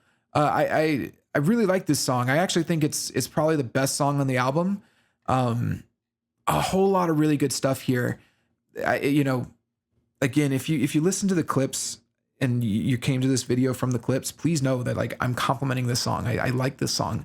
So, okay, let's do my little template for analyzing it, and then we can close this episode out. So this song, the purpose of it, I think it's the second single off the new album, and it was made to explore the hardships and drawbacks of success and all of the conflicting emotions that come with it. Yeah, I think it does that really well with the chords and the bells and all of the sounds that it uses, because it is very conflicting, and this song portrays that well. You know, there's part of you that's happy to be successful. There's a part of you that might feel melancholy that you actually reached your goals. That's a real thing, right? Like you did it, you achieved the success that you wanted, and now, you know, you as a human, you're just kind of the same person still. You know, it's not like you undergo this massive transformation as a person if you get just because you got successful. You're still here, and you still have to wake up and deal with normal human problems like getting groceries and driving around and stuff, right? So there's a little bit of sadness there, a little bit of melancholy, but then there's a little bit of tension too. Like now people are harassing you, coming up to your front door. It sucks. So yeah, this song wanted to explore that. The song structure is a little unconventional, but it's a slow build, right? So there's all these little ups and downs to portray what the singer's going through. But the general sense is that it is a slow build towards the breakdown, which then ends, and the outro is basically the same as the intro, kind of showing that nothing actually changed. We're back at where we started. Oh, I don't know if you can hear that. That's my dogs.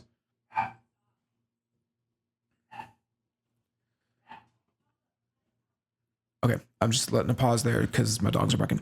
Okay, so yeah, it's a bit unconventional too, because we have like drums coming in at certain parts, synthetic drums coming, or MIDI drums coming in, heavier second chorus followed by a bridge. There's no third chorus, right? So we just have a heavy breakdown and then an outro. But there is a very clear goal with the structure of this song, which I love. I love it when there's like musical structural storytelling. That's just the best type of music to me, is when there's purpose to things. And there definitely is here with the structure. Compositionally, there's also tons of good stuff here, right? There's these melancholy bells that are a little hard to predict, that are the foundational. They're like the musical foundation of the song. They, they set the tension and the mood. The reggae drum beat that fits ironically with the lyric, or contrasts ironically with the lyrical content, because you should be dancing and grooving along to it, but this song and the themes actually make you dislike it, or it kind of gives you this weird uneasy feeling, with a beat that normally is very, fun and comforting, right? Then you have the amazing, I would even call it like a drum solo in verse 2, along with a very tense vocal performance, but strong lyrics that really leave an impact. The chorus is great. The actual metaphorical, the metaphor of caramel is really cool. I like it a lot, and it fits wonderfully with the theme of the song. And then you have this awesome bridge that drives the point home, too old to too old to feel bitter, too young to retaliate. This idea that you're stuck, you're trapped. I'll talk about the lyrics more in a second, but everything builds. And then we have this really extremely heavy explosive breakdown that again fits thematically with the song. So it's great. I think the drums are definitely the standout on this track from a compositional standpoint. But everyone did all right except for the guitarists. Yeah. Mix wise, it's great. Super lush and immersive, lots of layering. But nothing really gets lost. I think the only mix thing that I'm not the biggest fan of is there's a little high part in the second chorus that is buried, but I think it actually sounds really nice, and I wish I could hear it better. Lyrical content. So if we, again, abandon any sort of lore or outside influence, it's a very poignant song about the struggles of fame and success. Things in that world aren't always as pleasant as they seem. The grass isn't always greener. Even if you're attempting to hide your face and identity in order to, protect yourself, people will still find a way to invade your life inappropriately. And that's just a new reality that you kind of have to deal with. I think it's a little on the nose at some point, but it definitely delivers and hits home, as a whole. Themes, I think, again, it's very clear what the theme is. It actually gets hammered home. Success and fame has its drawbacks and becomes like a prison. I think that this, kind of similar to Damocles, is the theme of the entire album, but I do think that this song portrays it way better than Damocles. This is a much, much better song than Damocles. So yeah, overall, like final verdict from my end, this is probably the best song on the album. I think the combination of musical storytelling, meaningful lyrics that all lead to a broader point, and then fantastic performances from the singer and drummer make this a standout track. It really is an impressive piece of music. I think the only caveat that I would have is kind of my little spiel on Deconstruction. Complaining about your success is not an infinite well. They need to be careful with songs like this, because I know that he's stressing that he doesn't want to be ungrateful, but eventually, if this is all you talk about, you will be ungrateful. So I think that the next album really needs to be about something new, or you will start to come off as ungrateful. And once the fair weather fans turn, they turn hard. So the band's just got to be real careful about that. So yeah, overall, super great song, really cool stuff. Okay. So that's my review for Caramel. Again, really good song. Please go check it out. But now I want to talk about just like a little fun thing to do at the end of the song, or a little side mission. Pitchfork released a review of Even in Arcadia, and I saw it's kind of getting some traction because they gave it a 2.3, which first off, 2.3 is a ridiculous score. How do you determine, like, why didn't they give it a 2.4 or a 2.2? You know, it's silly. I can understand maybe like a 2.5, but no more than that. Like, you don't break it down more than increments of 0.5.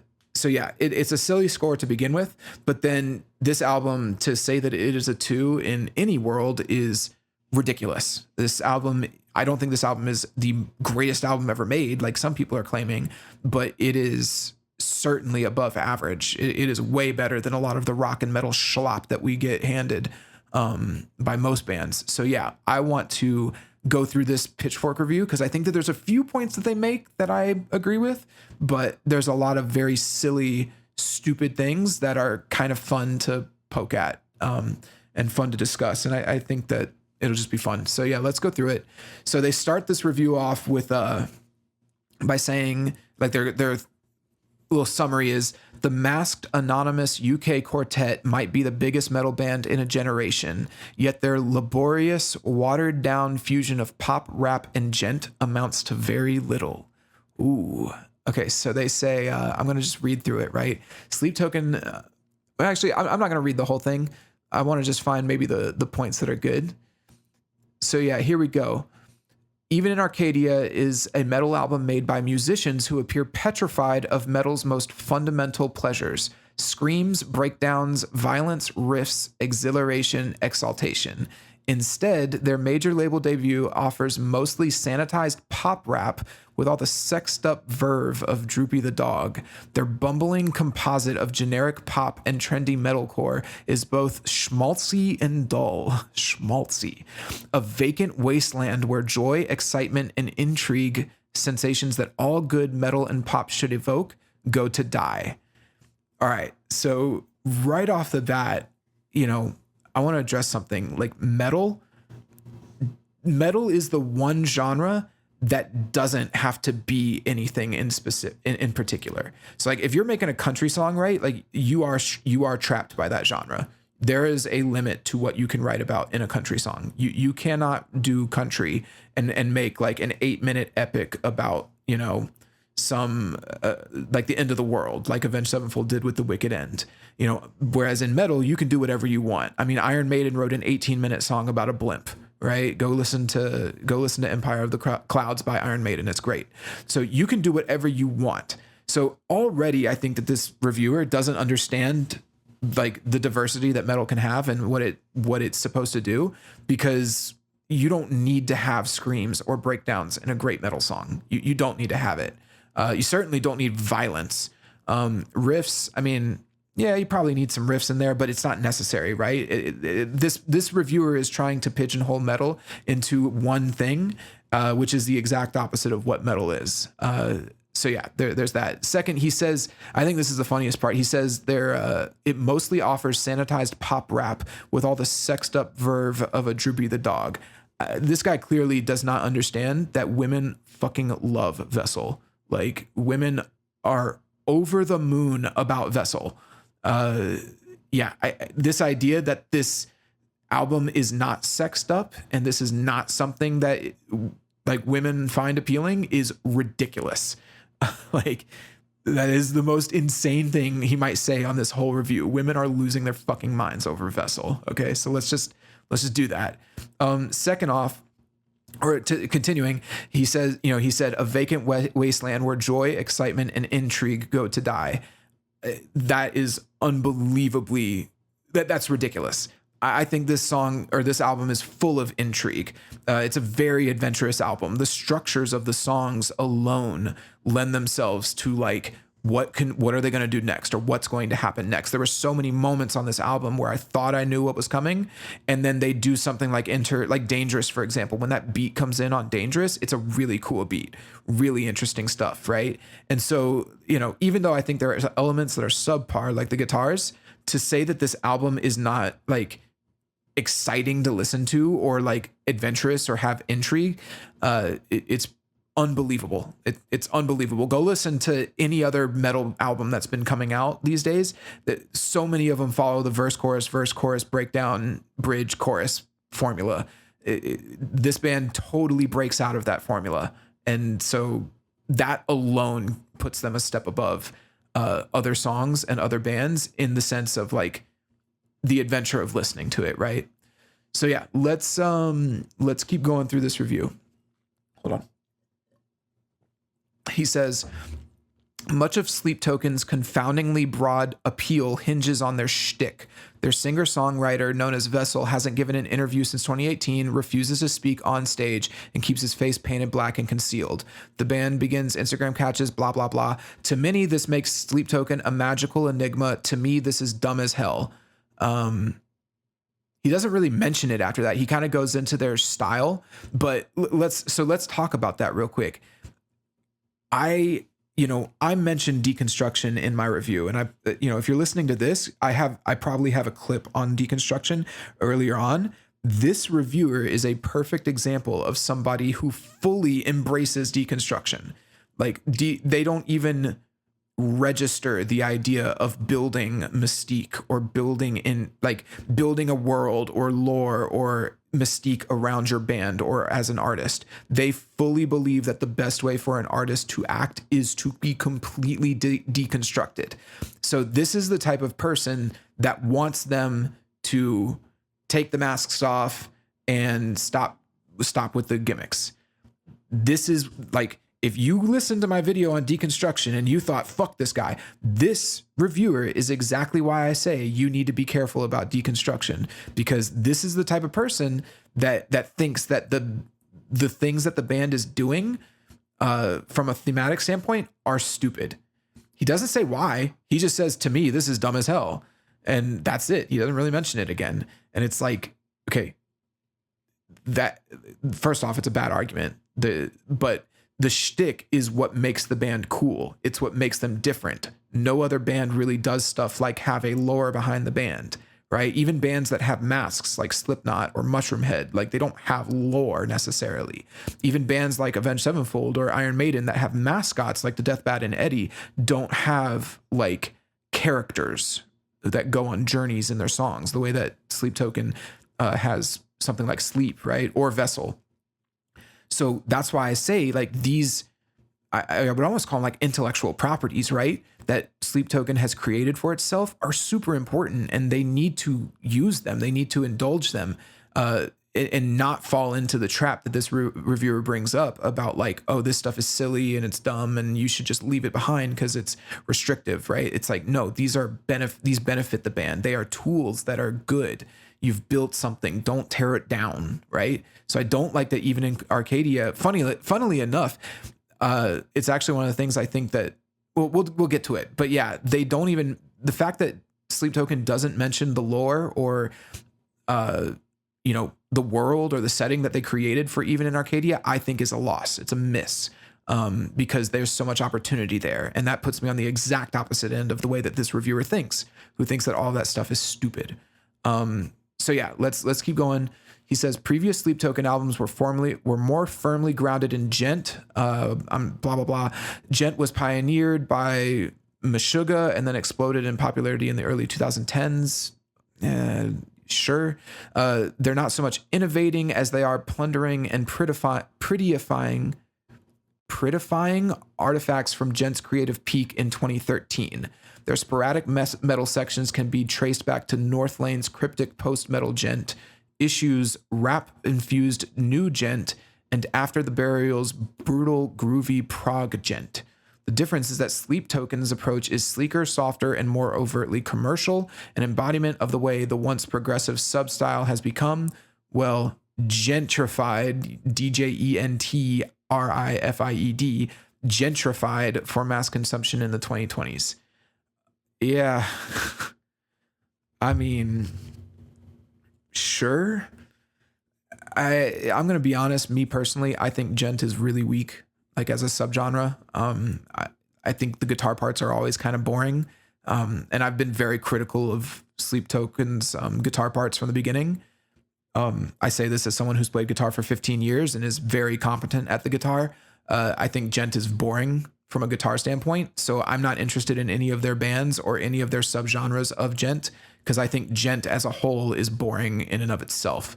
I think Sleep Token needs to do better on the guitar end. So I don't have much else to say about this.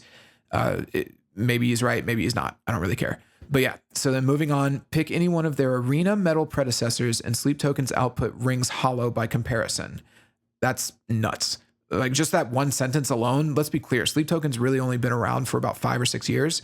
The fact that they're already playing arenas and stadiums and headlining like massive festivals like they did this past weekend shows that, like, what are you talking about, bro? The fuck?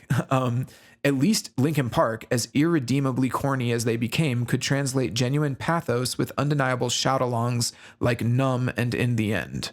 I could probably agree with that. Linkin Park became super corny towards the end there. At least Slipknot's biggest radio staples retained the band's tortured disposition. Even Metallica's most commercial gambits, Load and Reload, had songs that fucking rocked. Sleep Token never let themselves rock on Even in Arcadia. Sex and violence are only ever suggested, never displayed. The metal elements are so superficial, forced, and uninspired that they recall a college student doing volunteer work solely to pad their resume. Again, this guy seems to think that metal has to be a certain way. Metal can be whatever you want. So like, for example, I just did the break, in the breakdown for Caramel, I talk about how that breakdown at the end, which is very heavy, super black metal. It's not long. It's only about, maybe 30, 45 seconds long, but it works perfectly with the theme of the song. It's a perfect example of like how to use metal and breakdowns to benefit the song thematically. So yeah, again, this is ridiculous. Like, oh, they never let themselves rock. It's like, that's not what metal has to be. Metal can be more than that. It doesn't need to be just like rocking around the Christmas tree, right? Like it's stupid. So yeah, let's get to the next paragraph because I think he talks a little bit more about this, right? Sleep Token's metal bona fides wouldn't matter if their songs were good. There's hardly any guitar work on even in Arcadia, so the bulk of the record consists of Vessel singing over programmed synths and drums. The production sounds like it was cooked up by beat makers who haven't listened to rap music since Chance the Rapper's coloring book.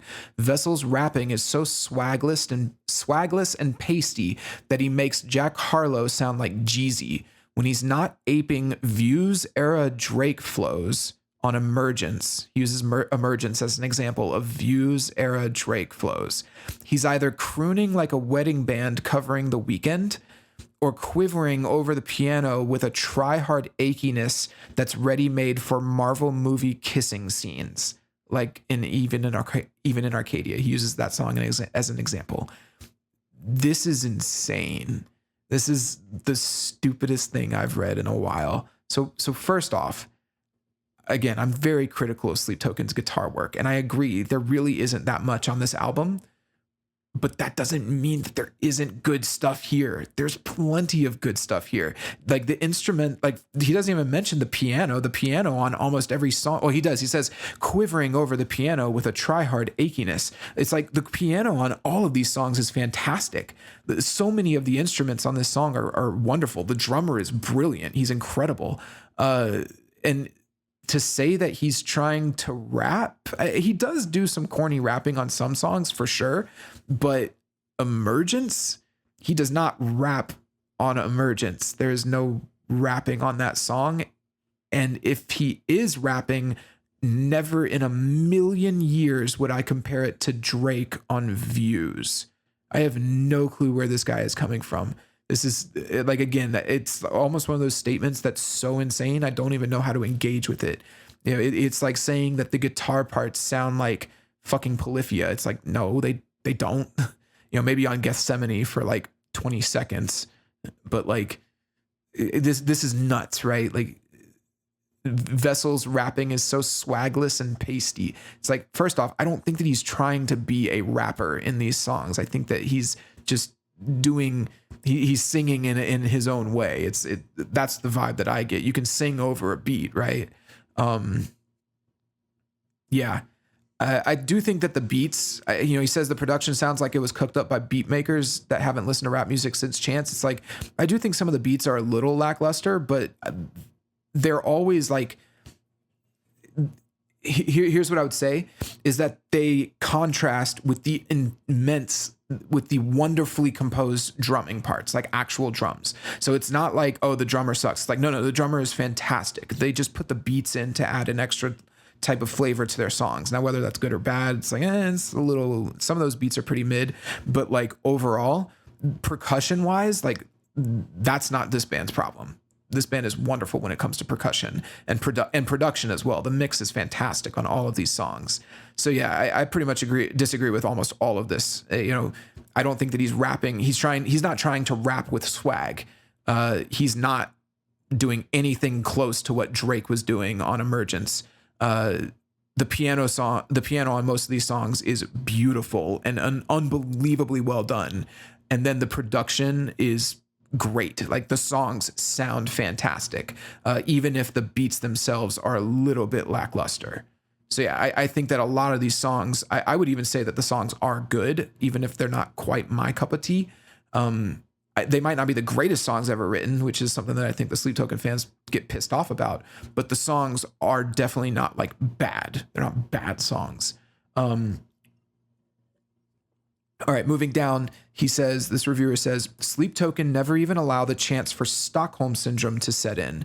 They write songs that stop and start like an inveterate track skipper grabbing hold of the aux cord. Album opener Look to Windward stuffs 6 different motifs in its 8-minute runtime, and every transition vies to be more abrupt and incoherent than the last. It's less of a song than a compilation of mismatched snippets glued together hastily. Emergence is a ragdoll of cheesy EDM refrains, cornball rapping, faux Deftones alt metal churn, and a saxophone outro that screams, "We hired a saxophonist." Okay, all right. Let's talk about Emergence first. Emergence, from a musical standpoint, is fantastic. The only thing I would agree with him on is that the saxophone solo feels a little random, but it does sort of fit with the idea that, like, what is it? Come and wrap your arms around me. It's like, I did talk about how the theme of that song is a little contradictory. It's like it wants you to emerge, but also don't emerge and be safe and come into my security, wrap your arms around me, right? But the saxophone does fit with that second theme of like, comfort and security. But where the hell are the EDM refrains? I guess he was talking about like that line, like, go ahead, wrap your arms around me. Yeah, I mean, I would never consider that an EDM refrain. In no way does that, like, I don't know. I can maybe see where he's coming from, but I would never piece that together as being EDM. Cornball rapping, again, he's not rapping. The fact that this reviewer thinks that he's rapping on those verses shows how stupid this reviewer is. It's singing. He's singing a melody. Like, hold on. You know what? We're going to pull it up. We're going to pull up Emergence real quick. All right, y'all can hear it. Let's listen to this. Well, you were late in Yeah, it doesn't sound like rapping to me. living on earth. Yeah, I don't really think that's rapping.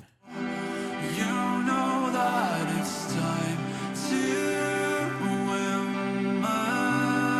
Just like Views. Sounds just like Views.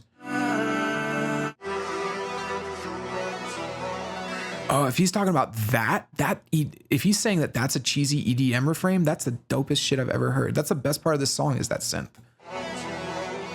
All right, so then we get into this. He's clearly talking about this being the rapping section. just sapphire in my white gold burst out of my chest and hide out in the vents. Yeah, that's not rapping, dumbass. That's not rapping. That's singing. That's a melody. That's a vocal part. Like that's not rapping. And then for him to say faux Deftones alt metal churn, I might give him that, but I think that there's much more depth to this than even a Deftones song. I think that they're actually trying to create, immersion in a world, even if they don't do that lyrically. But like, there's way more on this song happening than just bland Deftones metal churn.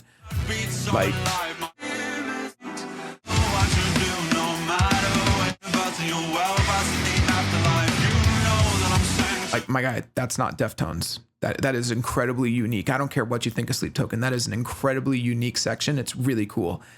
So yeah, it's stupid. But then He mentions like Look to Windward stuffing 6 different motifs into an 8-minute runtime. I'm surprised there aren't more. If you have 8 minutes, you should have like 20 musical motifs. Go listen to my breakdown that I did of City of Evil's The Wicked End, where there's like 40 musical motifs in that song. Like, there's guitar harmonies all over the place. There's drumming motifs that get brought up. You know, like the first part of the drums, like the first thing you hear from the drums when you first press play on the song gets brought up 6.5 minutes later. You know, like an 8-minute song needs to have more. My biggest complaint with Look to Windward is that there isn't enough in that song. It's the same thing. You know, what does he say? Halt your eclipse in me. He says it too much. You know, it's funny. He says like they don't allow Stockholm syndrome to set in. That was exactly how I felt listening to Look to Windward. Ironically, which is like, oh my God, if I hear this line one more time, I might actually start to like it, you know, because I have no other choice. So like, it's so funny because I think I'm criticizing those songs, but for the exact opposite reason that this person is. But yeah, in no world would I say that Emergence is a ragdoll of random things thrown together. I think Emergence is actually a really, really cool song that structures itself in a very interesting way. All right, so moving on, he says, across all 10 of these endurance tests, again, are the songs too stuffed and don't give you enough time to like grab hold? Like that, do the songs just like stop and start, or are they endurance tests? Like, make up your mind, bro. So then he says, even in Arcadia feels means tested to maximize cross-market potential. At least System of a Down succeeded at drawing from a multitude of disparate styles by grinding them into a genre-less pulp. By contrast, Sleep Token's music is genre stuffed, an illogical hodgepodge without a grand thematic vision.